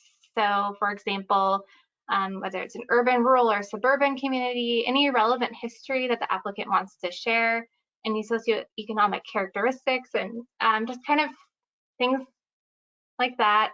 So actually a lot of applicants already do this here. Kind of just providing more rich details about their community. So we just wanted to add a prompt so applicants know that this is a good place to talk about those things. And then next slide, please. So in the special instructions and expectations for evaluators in the scoring rubrics, we added and bold underline, need must be considered in the context of the potential for increased walking and biking, and then the new language that we added is for all ages and varying abilities. And then we also added another thing that evaluators should consider as they're scoring this, which again is in bold underline at the bottom. The applicant should discuss how the project meets the needs of vulnerable and underserved populations, including disadvantaged communities, older adults, and persons with disabilities. Next slide, please. So also a few more minor changes that we made in the scoring rubric to this portion of the scoring rubric is we removed enforcement in alignment with kind of what we've talked about before. We're trying to de-emphasize enforcement in non-infrastructure projects and then combined infrastructure, non-infrastructure projects. So kind of focusing more on the education and encouragement elements of those programs that we previously called enforcement. And then we added additional non-infrastructure prompts in alignment with the application. So telling evaluators that they should also consider that if it's a combined project, a combined infrastructure, non-infrastructure project, they should be sure that the applicant is discussing the non-infrastructure component of the project. And then we also kind of throughout the scoring rubrics, we changed local nonprofits to community-based organizations because we just felt that that was more in alignment with the types of organizations that communities are partnering with. So I believe that's all the changes for need. So we can open it up for any questions or comments on this section.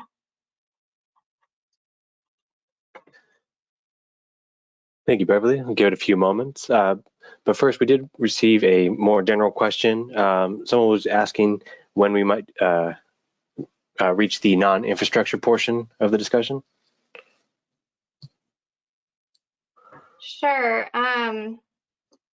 So we have a slide on the NI scoring rubric at one question in it at the end of the presentation. However, if you want to talk about non-infrastructure in the context of the need question, you're very welcome to talk about it now.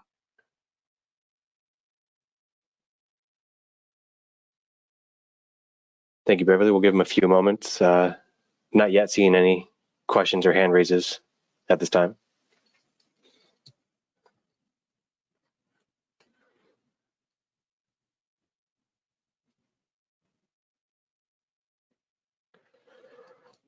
Beverly, from Christopher Calander, they ask, could you please display the first of the three slides on this topic?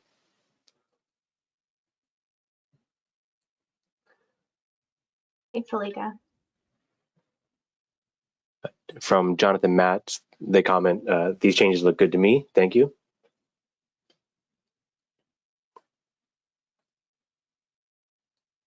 Thanks, Jonathan.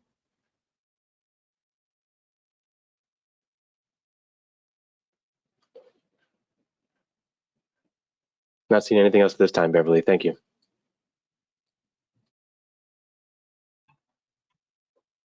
Okay, we can move on to safety.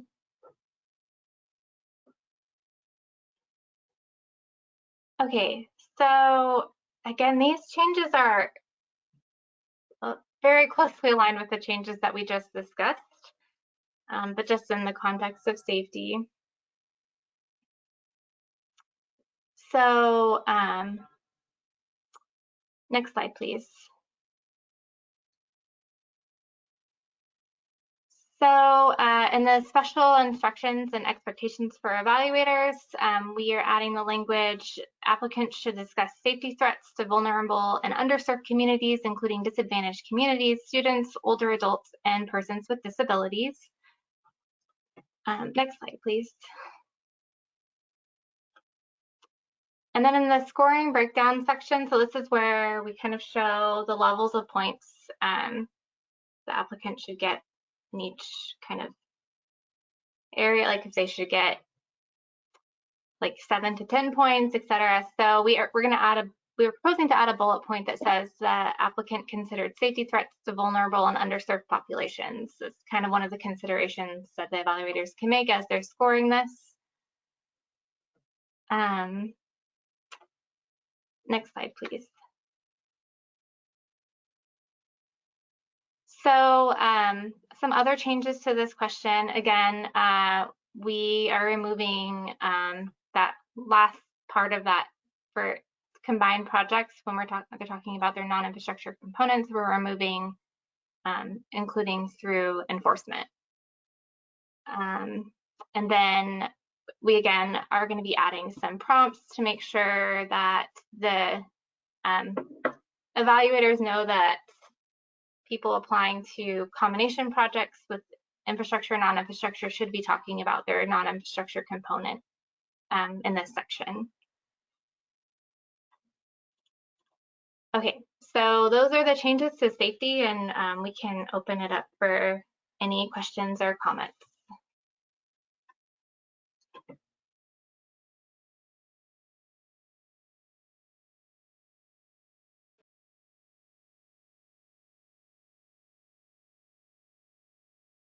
Thank you, Beverly. Not seeing any yet, but I'll give it a few more moments.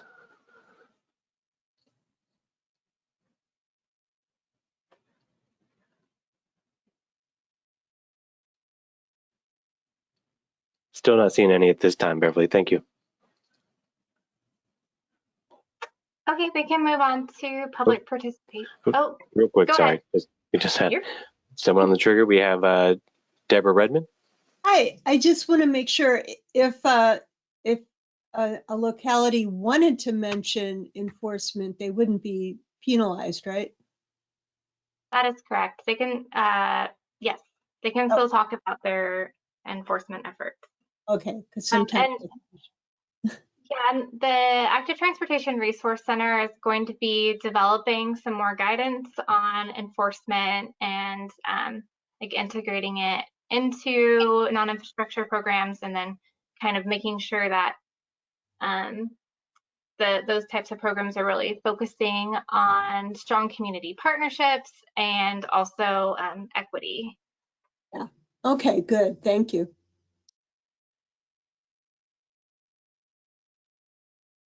Thank you, Beverly. I'm not seeing any others at this time.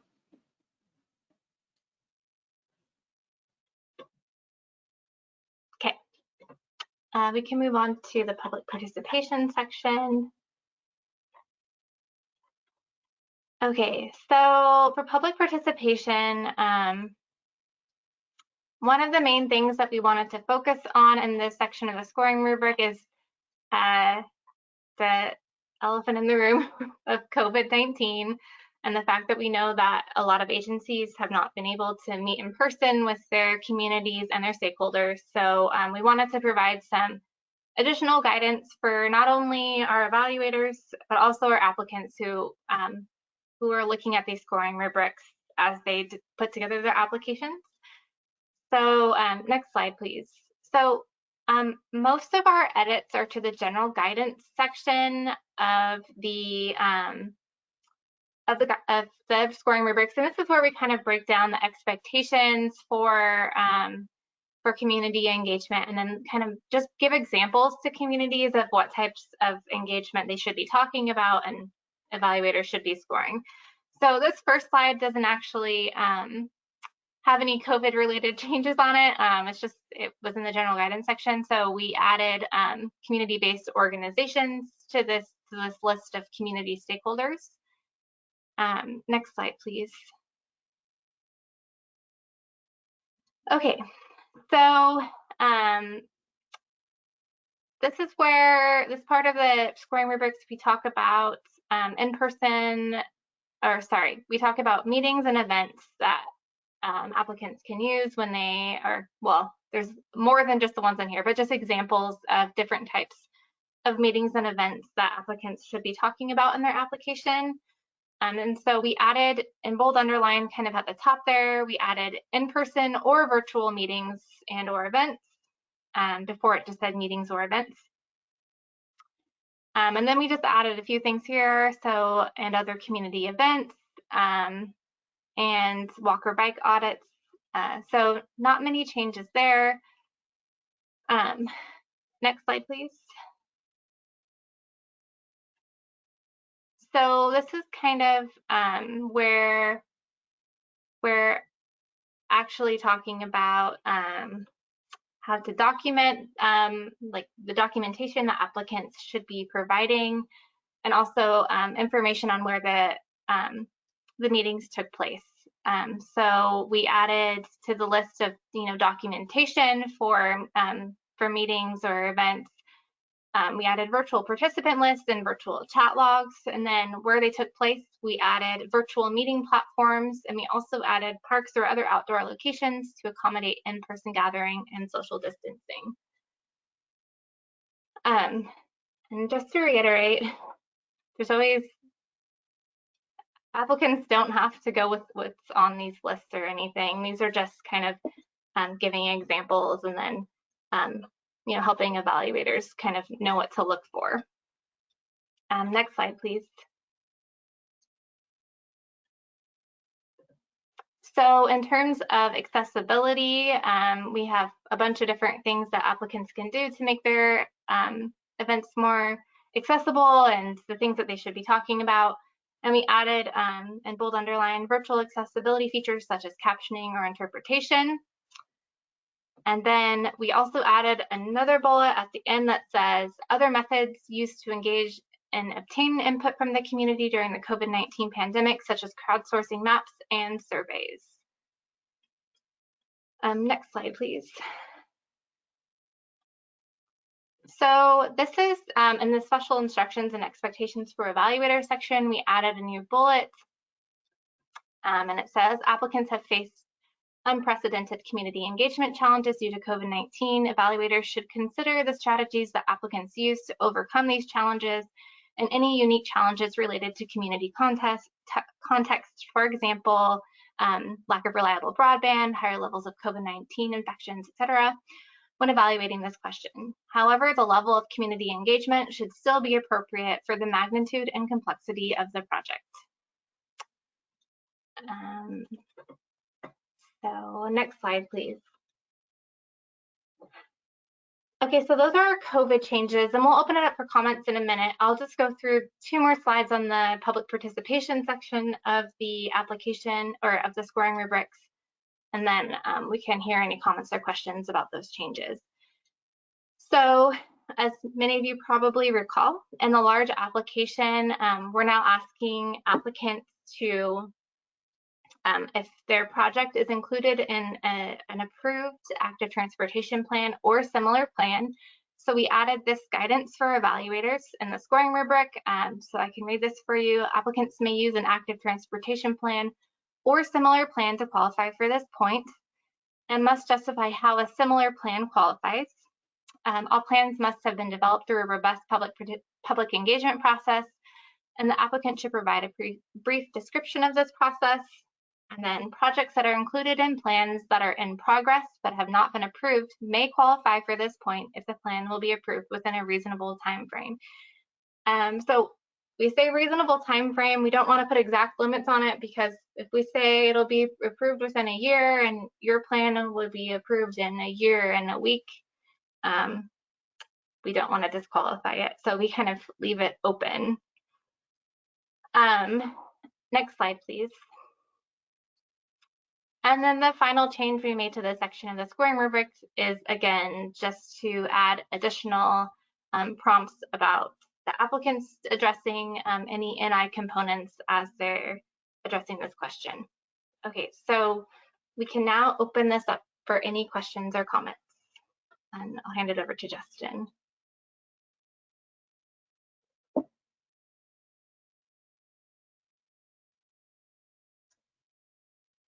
Thank you, Beverly. I'll give it a few minutes if those come in.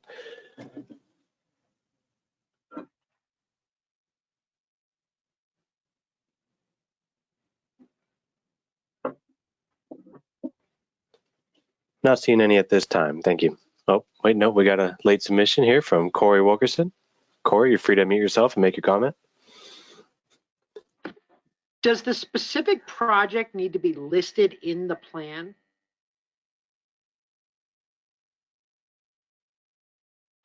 So that's what the question asks. Okay.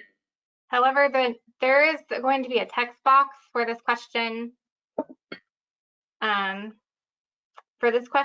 So they'll be able to provide a narrative. So I imagine you're kind of thinking of a project that's maybe vaguely listed in the plan. Or more like it connects to a project that's listed in the plan would be what I would think.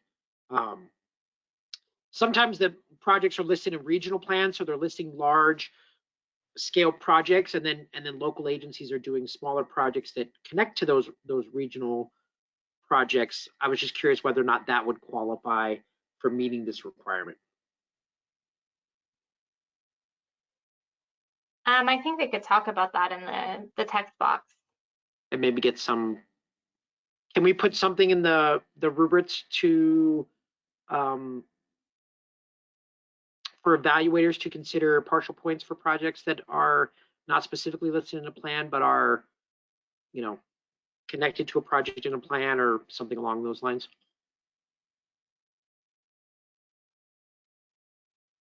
Sorry, I'm writing this down. Okay. We can go back and look at that. Okay. Thank you. Thanks.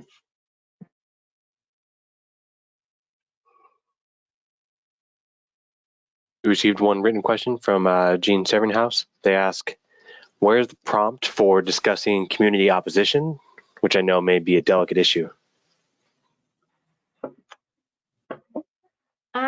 So we don't have a prompt for that in the application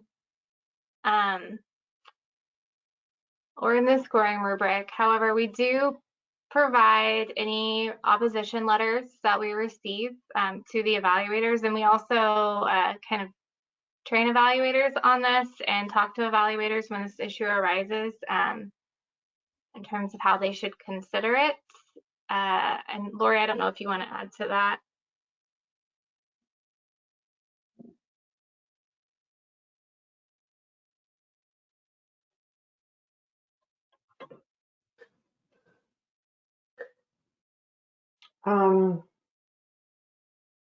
What did you repeat what you just said again?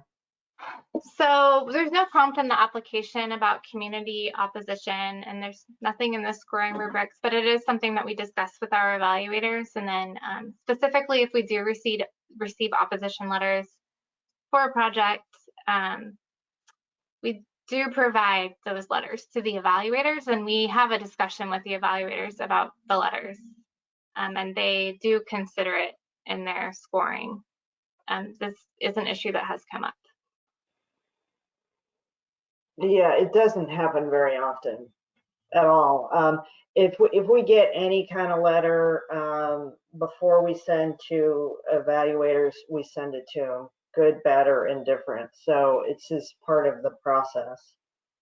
But you know, we explain thoroughly with the evaluators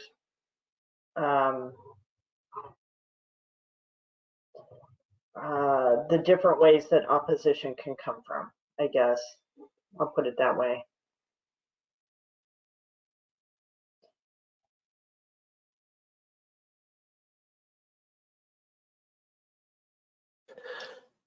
From Lucy Cardenas, they ask, is it helpful to have letters of support for community feedback? Yes, there is a place where you can attach letters of support. So, and I don't believe there's a limit on the number that you can attach. So yes, so it's something that the evaluators definitely look at when they're looking at the public participation section. Thank you, Beverly. Not seeing any other questions or comments at this time. Oh, we got one late submission from Peter Williamson, who asks, is there any correlation between support letter quantity and those that receive funding? I wouldn't say quantity. I would say like I think it complements the overall narrative in your application. And I think the ones that are usually pretty compelling are when you're getting support letters from a variety of organizations and agencies. So, you know, not just like governmental agencies that support your project or that you're partnering with, but also community-based organizations can be really like a powerful way to support your public engagement narrative. So yeah, I don't know. I don't think we've done an analysis on, you know, how many letters successful applicants have attached, but I would say it's definitely something that the evaluators consider, especially like, for example, if you're saying in your narrative that you worked with such and such community-based organization, a great way to back that up is to get that community-based organization to also provide a letter to support your application. So, yeah. Thank you, Beverly. From Gianna Gamello, they ask, do letters of support contribute to the score, or do only negative letters contribute to decreasing score? So they contribute to the score. So it's something that evaluators consider. So when they're looking at your public participation and planning question, there's a lot of things that they consider. And we don't have like, you need to have this number of support letters. But let's say like you, Laura, you can talk about it instead of me. Yeah, I think that when it comes to opposition letters, it's really going to depend on what it is. If we get an opposition letter that's saying, I can't believe these people are submitting this application, they've never talked to a single person in the community, that is a concern. And that's probably something commission staff would follow up on before we would program a project. We don't take every opposition at face value, I would say. What was I going to say? But I think if there is opposition that could lead to problems in project delivery, that's something else that we would talk to the applicant about before programming the project, just to make sure that that doesn't mean that we wouldn't award them a project, but I think we would just want to know that they have some way of dealing with the opposition and that they are continuing to talk to their community.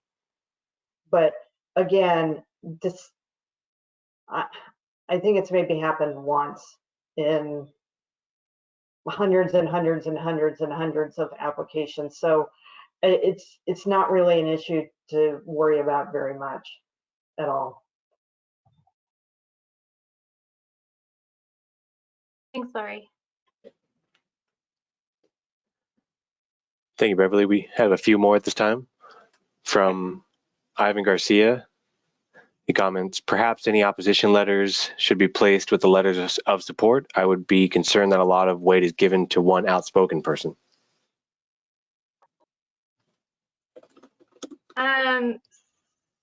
So as Lori mentioned, this is really rare that we ever receive anything.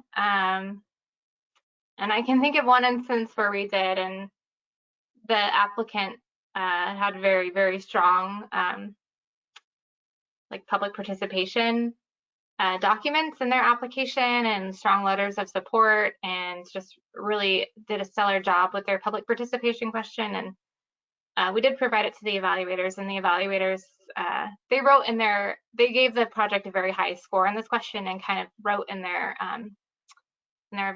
score form like how they considered the opposition letter.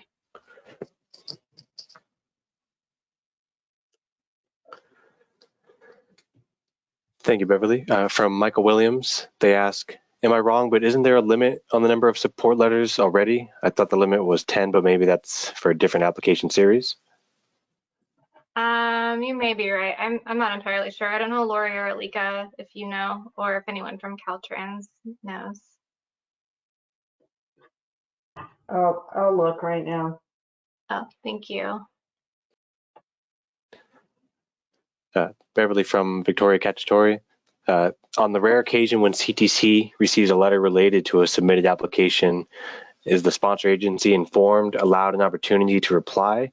I'm thinking of past instances where folks opposing projects reference inaccurate information that could misinform reviewers. Go Okay, ahead, Lori. so it is 10. Michael's right. It is 10. And I mean, really, I swear, I think this happened once, that we got an opposition letter before the project was evaluated, and that's out of 5 cycles, and at this point, thousands of applications. I really don't think, unless everybody knows that people are going to be sending in opposition letters about projects, I don't think it's something for people to spend a lot of time on right now in the workshop.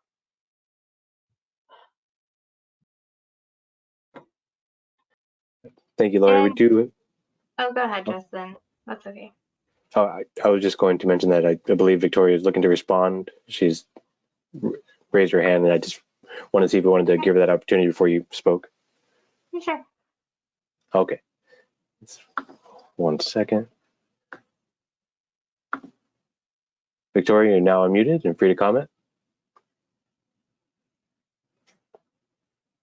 There we go.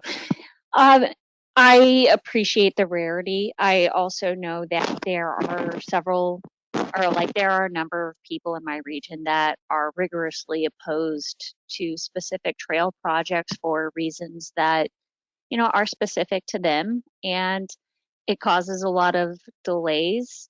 And it's also caused a lot of trouble for local agencies who were, you know, really trying to act in the best interest. So it's more of a, I know it's a very rare instance, but if it's going to happen, I wouldn't question that it might happen around some of the trail projects in my region.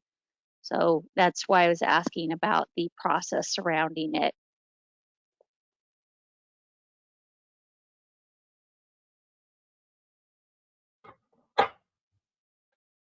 Thanks, Victoria. Oh, go ahead, Lori.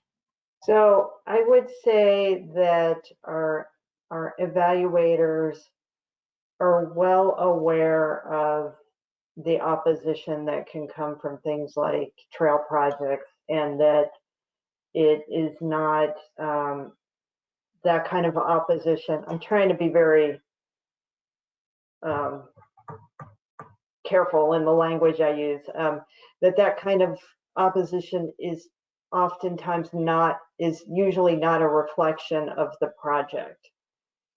But okay, let me say this. Let's commit that if we get opposition letters to any project before it goes to the evaluators, we will follow up with the applicant and the MPO if necessary. And so we know how to correctly frame the issue.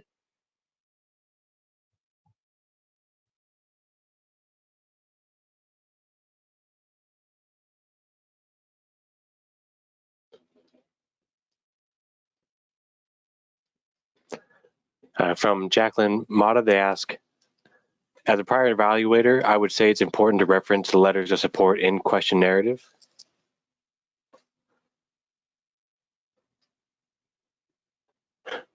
From Gianna Gamello, they ask, do negative letters always decrease score and positive letters don't increase score? Is it a definitive yes or no? As in, negative letters always decrease score, positive letters may or may not increase score. I just have to say it's always interesting to me the things that get this much kind of conversation going on around them. I oftentimes don't understand it. I don't know, Beverly, how would you answer that question? I would say no, negative letters don't always decrease score. And I would also say no, positive letters don't always increase score. I think it depends on the context of your narrative and the context of your public engagement process and the other information that you provide. So when we're talking about the public participation question of the application, the evaluators are really taking a comprehensive look at your project and the process that you went through. So, you know, if you can provide all the amazing letters of support in the world, but if you, for example, write, you know, one sentence on your narrative, then I don't think it's going to help you very much. So again, your letters of support and the documentation you provide in your application should be complementing what's in your narrative.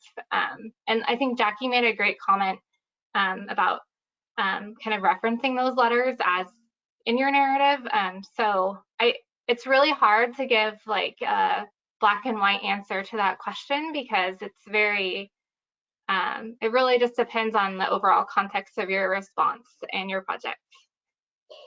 Yeah, and I think, Beverly, you already mentioned this, so that I think all support letters are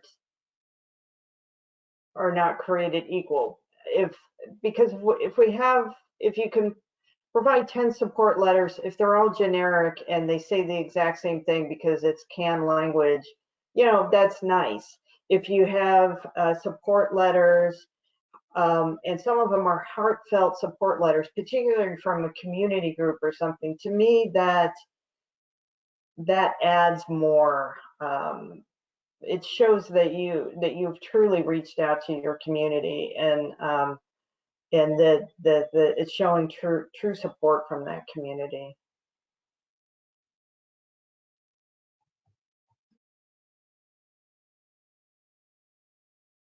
Beverly, we do have a couple more comments on this topic, as well as one attendee with their hand raised. From Lucy Cardenas, they ask, I have more than 10 organizations and individuals that want to submit a letter of support. Why are only 10 allowed? There was a fatality, so we have individuals that really want the project to move forward.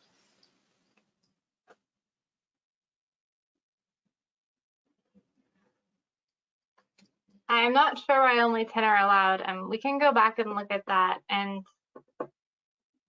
yeah, we can go back and look at that. Thank you, Beverly. Sorry, Justin. I have. I mean, we'll have to ask Caltrans about that. But I have a feeling they just, they're trying to keep too much extraneous paper or bulk out of the application. So I think it was trying to get away from having 50 support letters that all say the same thing in them. I think that's probably why they put that restriction, but we can find out.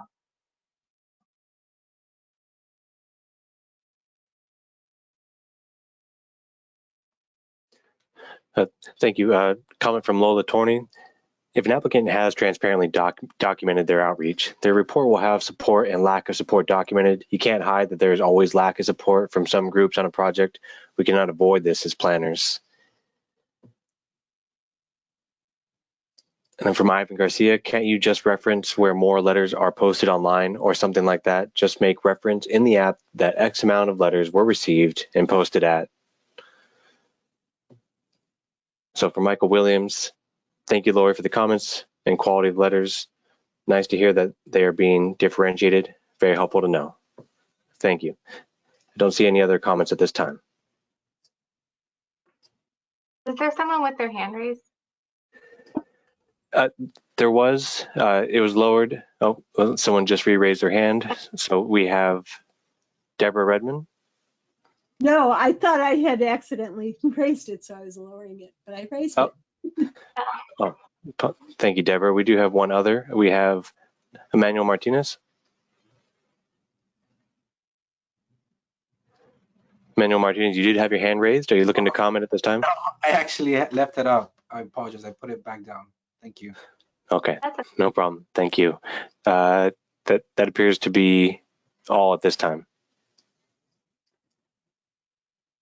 Okay, we can move on to the next section.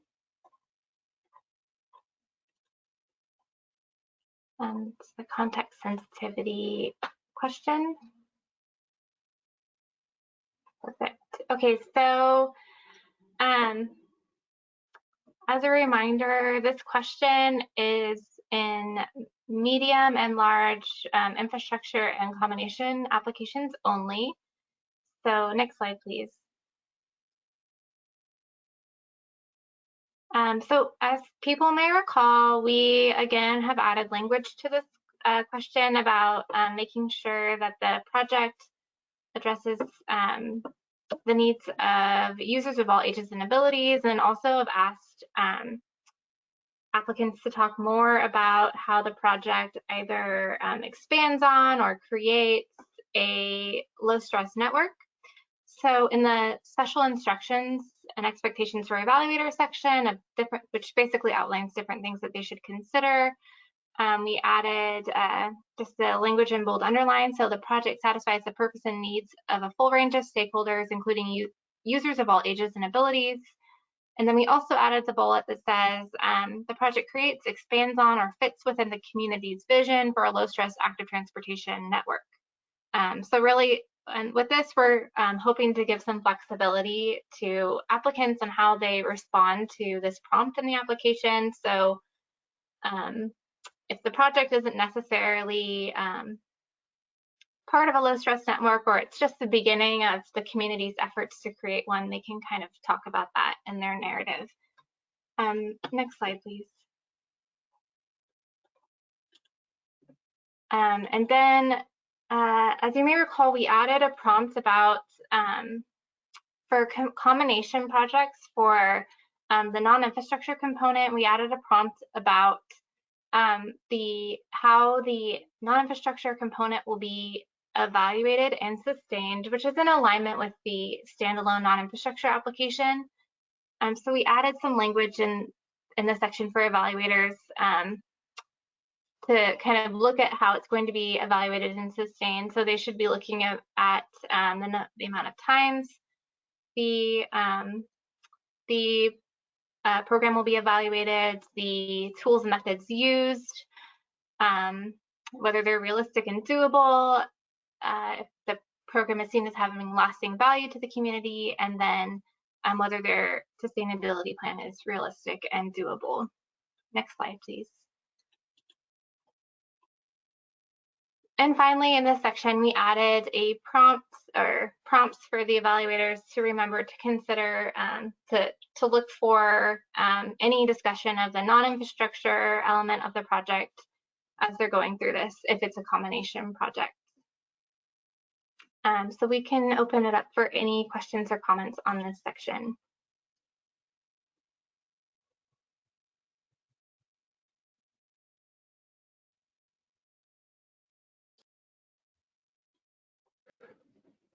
Thank you, Beverly. I'll give it a few more moments.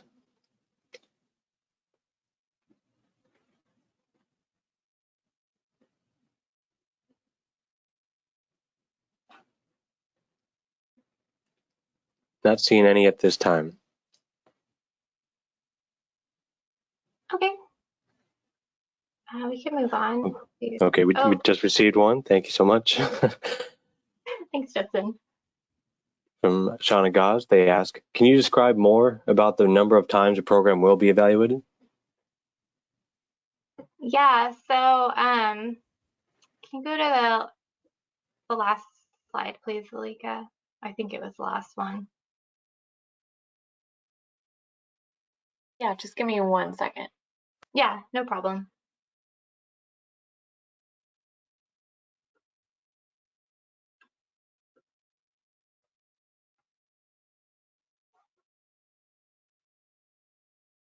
Oh, did we? Oh, sorry, that's just the wrong one. Sorry, I meant the previous slide. Oh, sorry. No, that's okay. This is actually really relevant to that, so I can see why you thought that's what I meant. So I'm sorry. Thank you.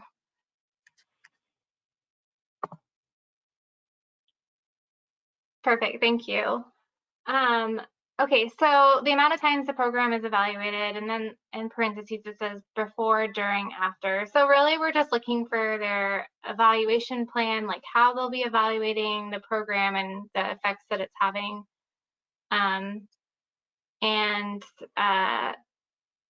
You know, if they're kind of assessing it as compared to, you know, the status of the participants before. And if it's helpful, we can also add, so there's more information on this in the NI standalone scoring rubric, and it may be helpful for us to kind of bring some of that language over. So that's something we can look at to help guide applicants on this section and evaluators on this section.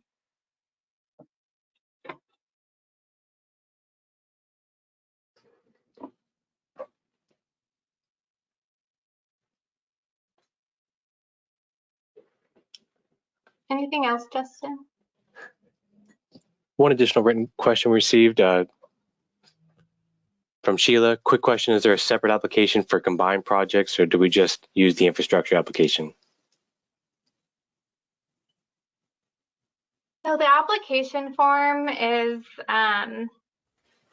it's one application form, and then when you select your project type, it populates the questions for you. So you would select, if you had a combination project, you would select, let's say it's a small project, you would select small infrastructure non-infrastructure combination, or I'm not entirely sure what it says, but it's a drop-down menu and you select the project type. Currently, the application for standalone like infrastructure and then the combination, it's the same application. It's just you're selecting that from the drop-down menu as like a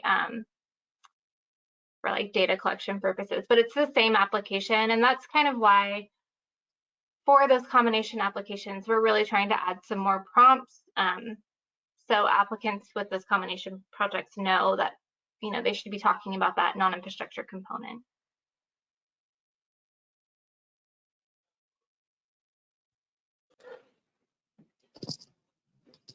Beverly, I'm not seeing any other questions or comments at this time. Okay, thanks, Justin. And we can move on to the transformative projects section.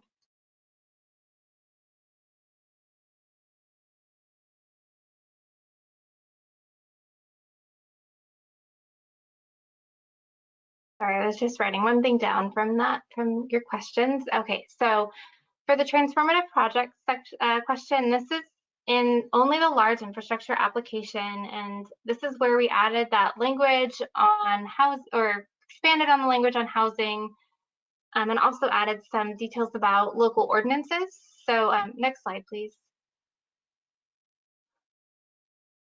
So for local ordinances and the special instructions and expectations for evaluator section, we basically just added where we say adopted local policies, we added and/or ordinances throughout that section. So applicants know that they should be talking about any local ordinances as well. Next slide, please. And then for housing, we only added, so the expectations for evaluators list already says, is there a potential for the project to support existing and planned housing, especially affordable housing? And then we added the sentence, is housing is not an issue, the applicant must explain why it is not a concern for the community. Next slide, please. And then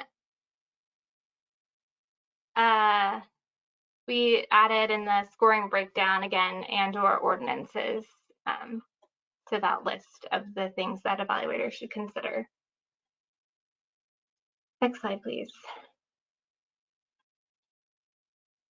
And again, in this section, we also remind evaluators that the applicant should be discussing any non-infrastructure components of the project if it's a combination project. So that is it for that section, and we can open it up for any questions or comments.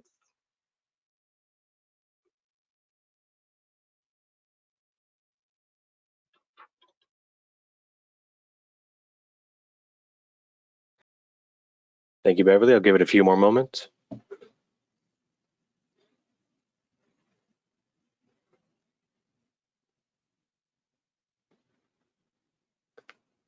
Not seeing any yet, though. Here we go.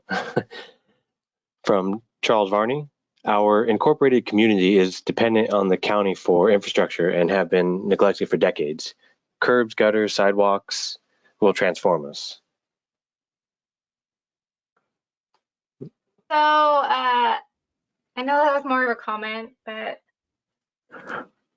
you can definitely, so when we say transformative projects, we know that transformation looks different in every community. And I would say if your community doesn't have any infrastructure and you're filling out a large application, you can definitely talk about that in the transformative projects question.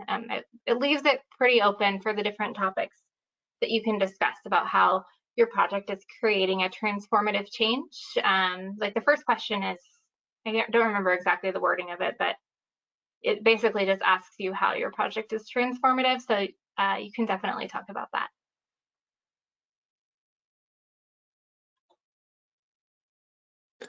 Thank you, Beverly. From Gianna Gamello, they ask, where on the application can applicants refer back to special instructions for evaluators on questions, since it provides guidance on what applicants should include in their answers? So our scoring rubrics are all publicly posted. They'll be publicly posted around the time that we release call for projects. We put in our timeline that we'll do it by March 29th, but I'm hoping and expecting that they'll be available sooner, probably around the time that the application's open. So we always encourage our applicants to use the scoring rubrics as they're going through the application, and to kind of use it as their guide. And also, since people may not have heard us give you this tip before, after you finish a draft of your application, give it to someone who doesn't know anything about your project, along with the scoring rubric, and see kind of what score they come up with after looking at your application.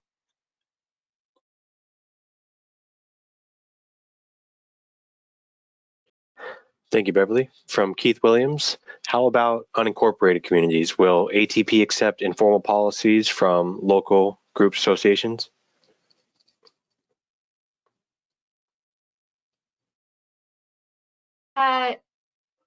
Yes, generally the application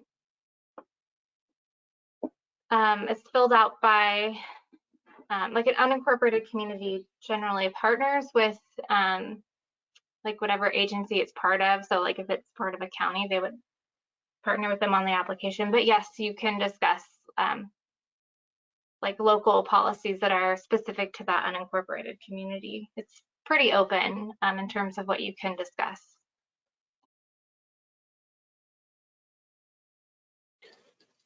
Thank you, Beverly. Not seeing any other questions or comments at this time. Thanks, Justin. We can move on to the next section. Okay, so this is the scope and plan layout consistency question. And in this question, the evaluators are looking at basically making sure the scope of your project, as described in the application and as kind of discussed in your narrative, align with the things like the engineer's estimate, and then the layouts that you provide in your, that you attach to your application. So, and this is something that Caltrans reviews as well. Next slide, please. So the only addition we're making here is for combination projects. So currently the language in the scoring rubrics is pretty vague when it comes to the Exhibit 25R, which is the non-infrastructure work plan, like what the evaluator should be looking for in a combination project. So we are essentially just adding a few bullets of the things that they'll be evaluating that non-infrastructure work plan for. So they'll be evaluating it for a complete, clear, and detailed scope, making sure that it aligns with the applicant's responses throughout the application, and then that the overall scope meets the purpose and goals of the ATP. Okay, so that's it for that section. And we can open it up for any questions or comments. Thank you, Beverly. From Keith Williams, regarding the application, last time there was not really enough space to discuss large projects and non-infrastructure. In the new application format, is there more space to accommodate a thorough discussion of both infrastructure and non-infrastructure? So we added word count to most sections. We kind of discussed that in the last workshop. So I would say in most sections we added about 200 to 250 more words to each one.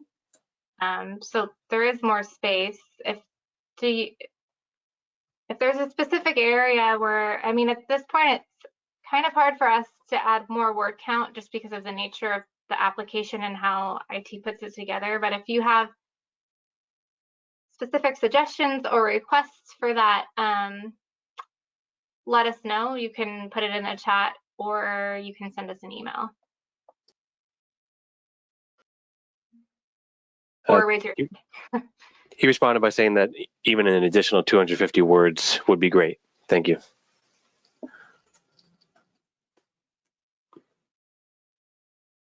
And Beverly, not seeing any additional comments at this time. Okay,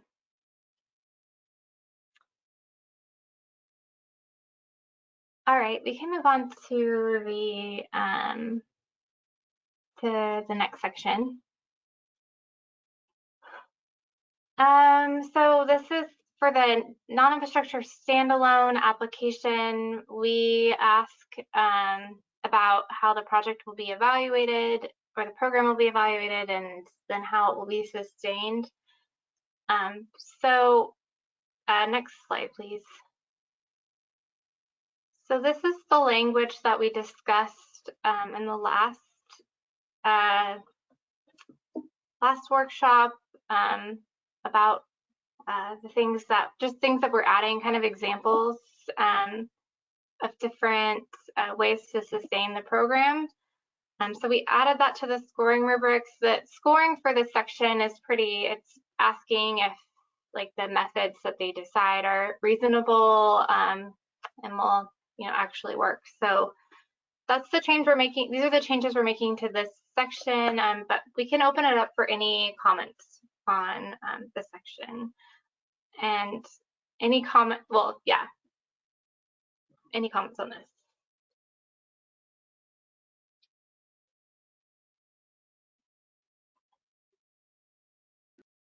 Thank you, Beverly. We have Jonathan Matt with a hand raised at this time. Jonathan, you're free to unmute yourself and comment. Hi, thanks. Yeah, I raised this just the last time. I've had a little bit more chance to think about it. I mean, I think maybe one prompt that can really kind of draw out some thinking from the applicants, and being conscious as well that the way the question is phrased could actually prompt some sort of better thinking on the applicants and actual project design, at least if they're taking the time to look at this application far enough and ahead of when they actually need to submit it. But I would maybe put in something in here about sort of building up capacity among the sort of parent and volunteer community. I think I know you have it there, toolkits and guides to transfer program materials. I don't know. I mean, the way I kind of always think about this is in sort of investing the 2 or 3 years of funding that you have to really build up volunteer leadership that can carry the program over once staff no longer are have the financial support to continue that sort of that deep investment. So I guess maybe it's just a very small little thing, but I think a bullet point in there about really developing volunteer leadership could prompt the kind of programs and efforts that might actually really excel in a sense. So maybe I'm thinking like maybe we add even to the application, like after how will the program be sustained after completion, we add kind of how does the program build capacity among the school population, including students and parent volunteers, something like that. That's actually a great idea. Okay. Okay, so I will, I don't want to like promise to do that, because I will say that we work very closely with Emily and Summer at the ATRC and at Caltrans. Of course. And so they know way more than I do about this. So I'll talk to them and we can figure out how to integrate something like that in. Excellent, thank you. Great, thanks, Jonathan. And thanks for providing like a really concrete idea. I really appreciate it. Thank you, Beverly. Yeah, we do have a couple more at this time. The next comes from Keith Williams. They ask, must all non-infrastructure programs be sustainable in the long term? Seems like some projects just need a non-infrastructure boost to make the public aware of a new project. No?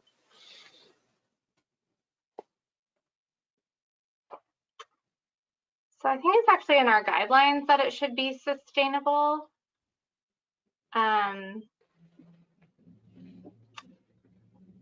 So this is an existing question that's in the application, and I believe it's in our, we only fund, I think it's because we only fund like startup programs. So we want to see like what the agency will be doing after the ATP funding is gone, like if they will be sustaining the program or using any of like the materials from the program in the future. And I don't know, Lori, or I don't know if Emily is on as well, if she wants to add anything to that. I think she always answers this very eloquently. I think Emily's the one that's eloquent, not me, but yeah, so yeah, you're right, that is what we are, that it has to, that we're looking at how it can be sustained. I'm actually going to repeat the question per Emily's request from Keith Williams. He asks, must all non-infrastructure programs be sustainable in the long term? Seems like some projects just need a non-infrastructure boost to make the public more aware of a new project, no? And I'll add on that he added on, sustainable non-infrastructure activities are a little resource rich for low resource communities.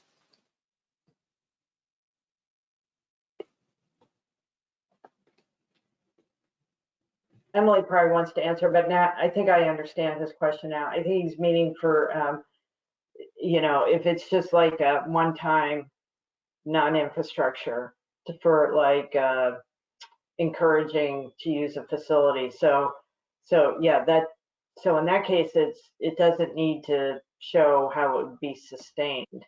I think that's what he's asking. He said yes for combo projects. Okay, yeah. So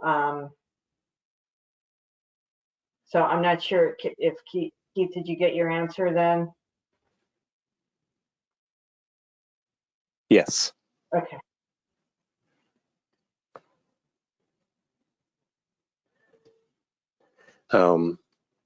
Emily, I do see your hand raised. You are free to unmute yourself if you have anything you would like to add. Thanks. Yeah, I was just going to say that it is in the CTC guidelines that it is the intent of a non-infrastructure program to last beyond the life of the program. So that's why the sustainability question is in here. So I think even for combo projects, if there's a way that you can try to sustain it, you know, keep that excitement, education about active transportation going, you know, that's where the long-term benefit is.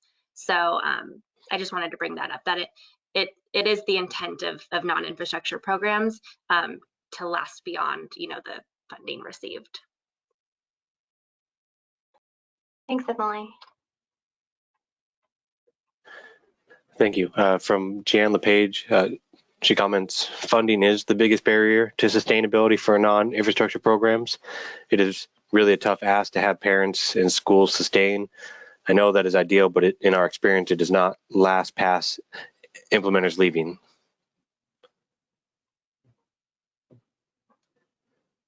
From Marvin Norman, I agree with Keith. There could be some value in having a non-infrastructure program that is focused around drawing attention to a new infrastructure project, but that doesn't have to go on indefinitely. Not sure how that's treated in the most recent guidelines. And Beverly, that concludes all the comments received at this time. Thanks, Justin. Okay, so those are the scoring rubric changes that we're proposing. And so I guess we can, before we move on, or before we conclude the meeting, we can open it up and see if there's any other items that people wanted to bring up about scoring rubrics. So you can go ahead and do that now. So Justin, I'll hand it over to you to see if there's any comments or questions.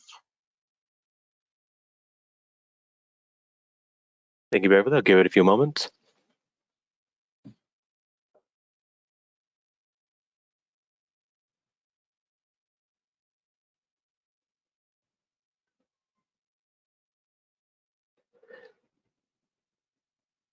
Beverly, not yet seeing any at this time.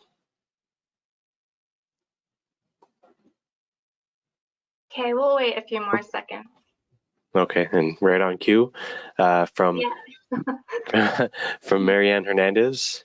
Oh, well, she wrote, no need to read this, but since I've already started. Walking and cycling behaviors constantly need to be promoted. You have new adopters and people who fail in and out of healthy behaviors. From Gwinnett Subsib, will all document be emailed with all the current edits? So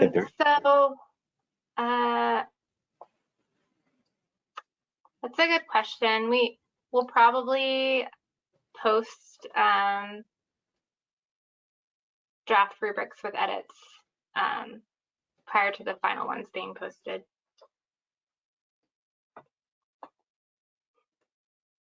Yeah, we don't typically send out like the scoring rubrics with all the edits on it, because like it's going to look like a lot more edits than you saw here, because Beverly went through and did a lot of cleanup on them. So I'm afraid it's going to confuse everybody and cause concern where there shouldn't be. I don't know. What do you think, Beverly? I mean, you went through everything, so. Yeah, I did do a lot of like grammatical cleanup and punctuation cleanup, like a lot of minor edits. I mean, we can talk about it internally. We could just do what we did with the guidelines, like the marked up version of the guidelines, where we don't include those minor edits and it's really just the more major edits that are highlighted. But we can talk about it. And the commission doesn't adopt the scoring rubrics. I think that the sooner we get the scoring rubrics wrapped up, the sooner we can post those, which I'm telling you, the applicants are gonna want those out as soon as possible. So I really hate to delay very much on putting out scoring rubrics.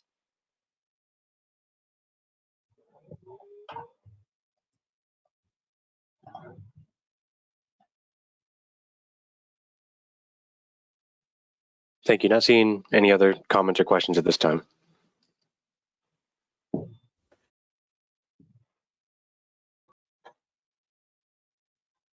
Okay, well, I can hand things back over to you, Lori, for wrap up. Yeah, well, why don't you stay on too? I just wanted to see what Alika has for action items.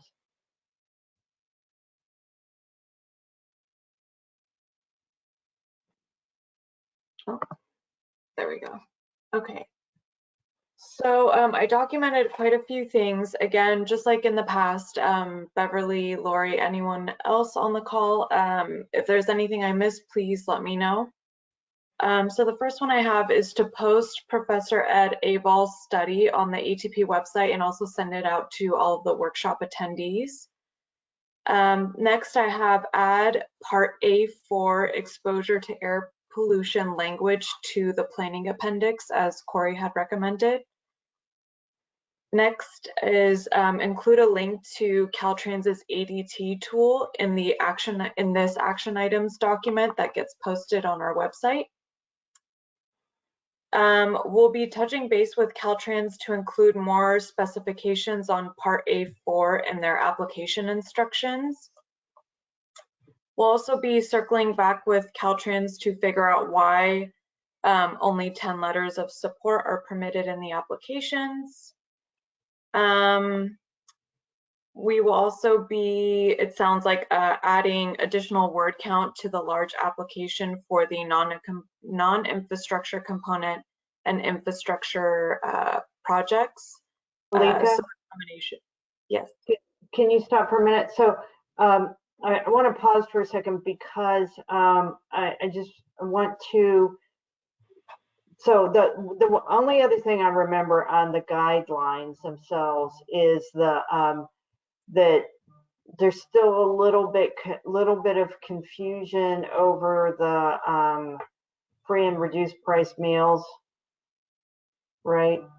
Okay, so Beverly, from what I recall, that's really the only thing outstanding on the guidelines.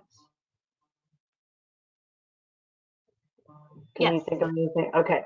Okay. So the reason that I'm asking that is because I want to make sure everyone understands that the guidelines are for the most part finalized now, except for that one thing on the free and reduced price meals on the disadvantaged communities. So the guidelines as you have seen them are what will be presented at the March meeting. So, and that doesn't mean that there can't be more input, but the input, any input from now on would have to probably be presented at the commission meeting, because we don't plan on going back to the guidelines again, except for that one question on the free and reduced price meals. So I just wanted to be like totally clear on that the guidelines are like 99% finalized. So I'll wait just to see if there's any questions or concerns on that.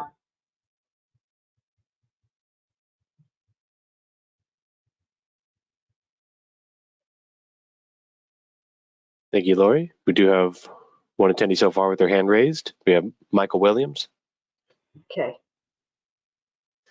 Okay, so, and this is just a little bit of clarification. When we were talking about the number of letters of support, I wasn't necessarily advocating for more. So I suspect the reason Caltrans limited it was just so that people wouldn't put in 20 pieces that all say the same thing. You know, you copy and paste 3 sentences or a paragraph and you send it to 20. So I always thought that's kind of what the intention was, just to have 10 quality letters, especially if you're going to get them and they're all going to say the same thing. That said, it does help to know that you guys are looking at them and reading them. And I tried to get our people to write different things. You know, what someone says here in support would be different, should be different from what someone over here says. You know, they can have common themes. That said, I do also think there's a couple of places in the application process, I don't know why I know this so well, but where I think you can stick a couple of more letters, like in other segments. I think that's what we did. So there were 10 letters of support in the support letter section, but I think we took 1 or 2 other opportunities where we were using something to support, like where we didn't have 200 extra words, we took a letter of support and referenced it. So I'm saying technically, I think you can put 2 to 4 more letters on top of the 10. So for whatever it's worth, I don't think we necessarily need to have more letters, but you know, you have more than probably 10 anyway. So just throwing that out there. Yeah, I think you might be right, Michael. I think there is a place that you can put more attachments. But yeah, you do know a lot about the application. That's weird. That's the only thing I do know. It's that one. But if people want more, I mean, I'm not, you know, if other, you know, participants want more, but I'm sure that's why it was limited, because people do rush around and you just get 20 of the same thing. And then it kind of means nothing, because as a reviewer, I haven't done it, but I'm just saying, assuming I've reviewed other things and it's just like a letter of introduction for a resume or something. At some point, if it just says the same stuff, you just throw it out and you start looking at other things. Yeah, we'll ask and see what the reason is and determine what, you know, if we need to add more room for that or just continue with what we've been doing. Okay, thanks.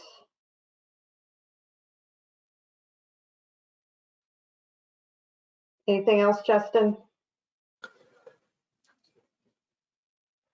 Yes, Lori, we did receive one additional written question from Janet Gamello. They ask, Should action items also include the CTC staff considering partial points for a project being connected to a larger regional project, but not specifically listed in an existing plan? So right now, I'm talking about the guidelines. I'm trying to make sure everybody understands that we are, that the guidelines are pretty much finalized. I interrupted Alika when she was talking about the action items. So that's why I paused here. I just wanted to make sure everybody understood that.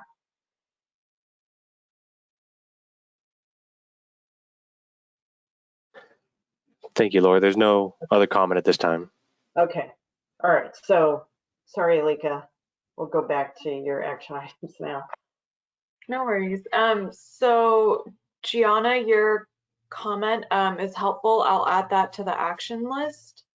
And then the remaining two that I had left were to add additional word count to the large applications for the combo projects. And so I think Keith had recommended even 250 word count increase would be helpful there. And the final thing I have is to circle back with the ATRC to possibly add language to the non-infrastructure evaluation in the application and scoring rubric. And that's all I had.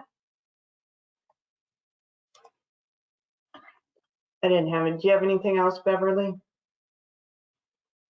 No, Alika covered everything. Okay. Okay, so questions or comments might come in, but we'll do our final slides here.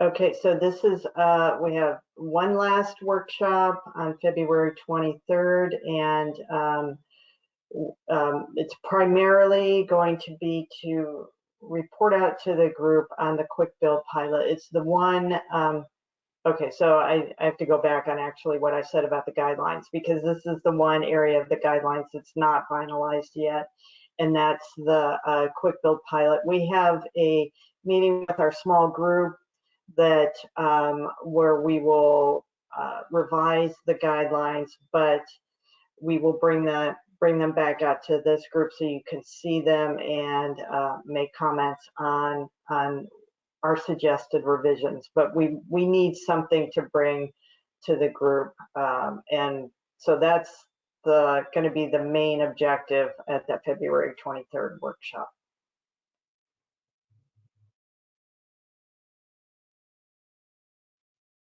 Okay, that's our contact information. And Beverly or Alika, do you have anything else?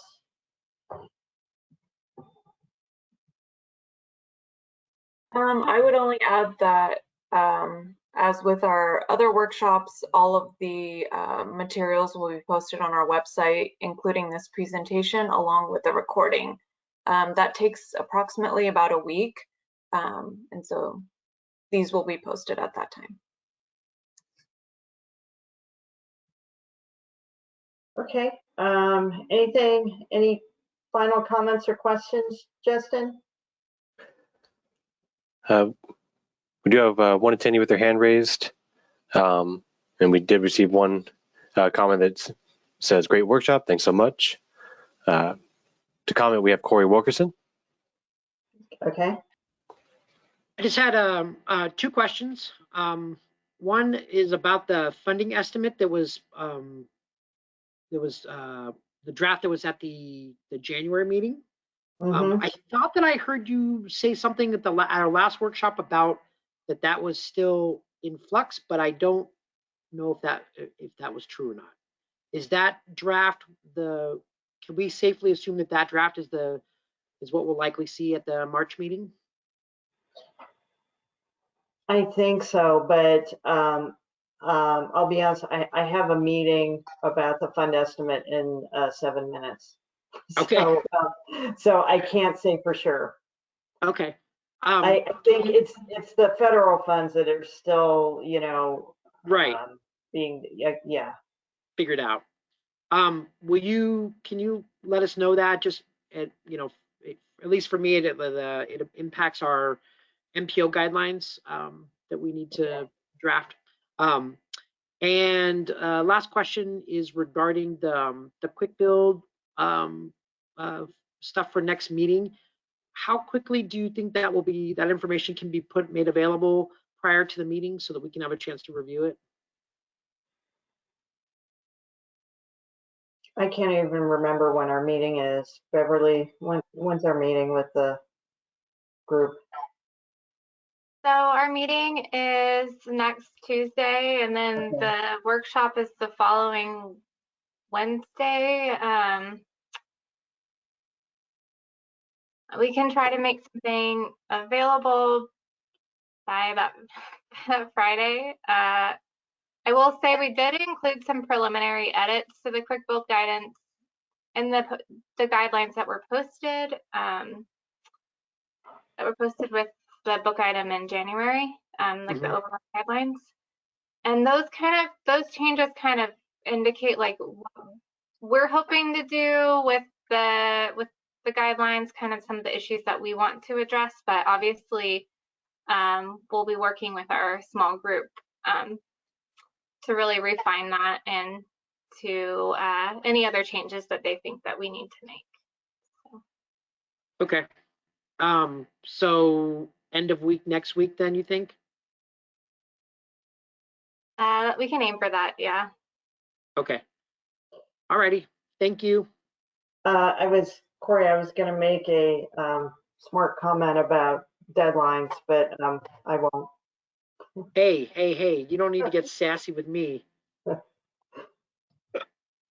Thank you, guys. I appreciate it. Okay. Bye.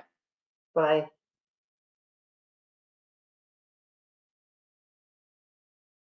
Anything else, Justin?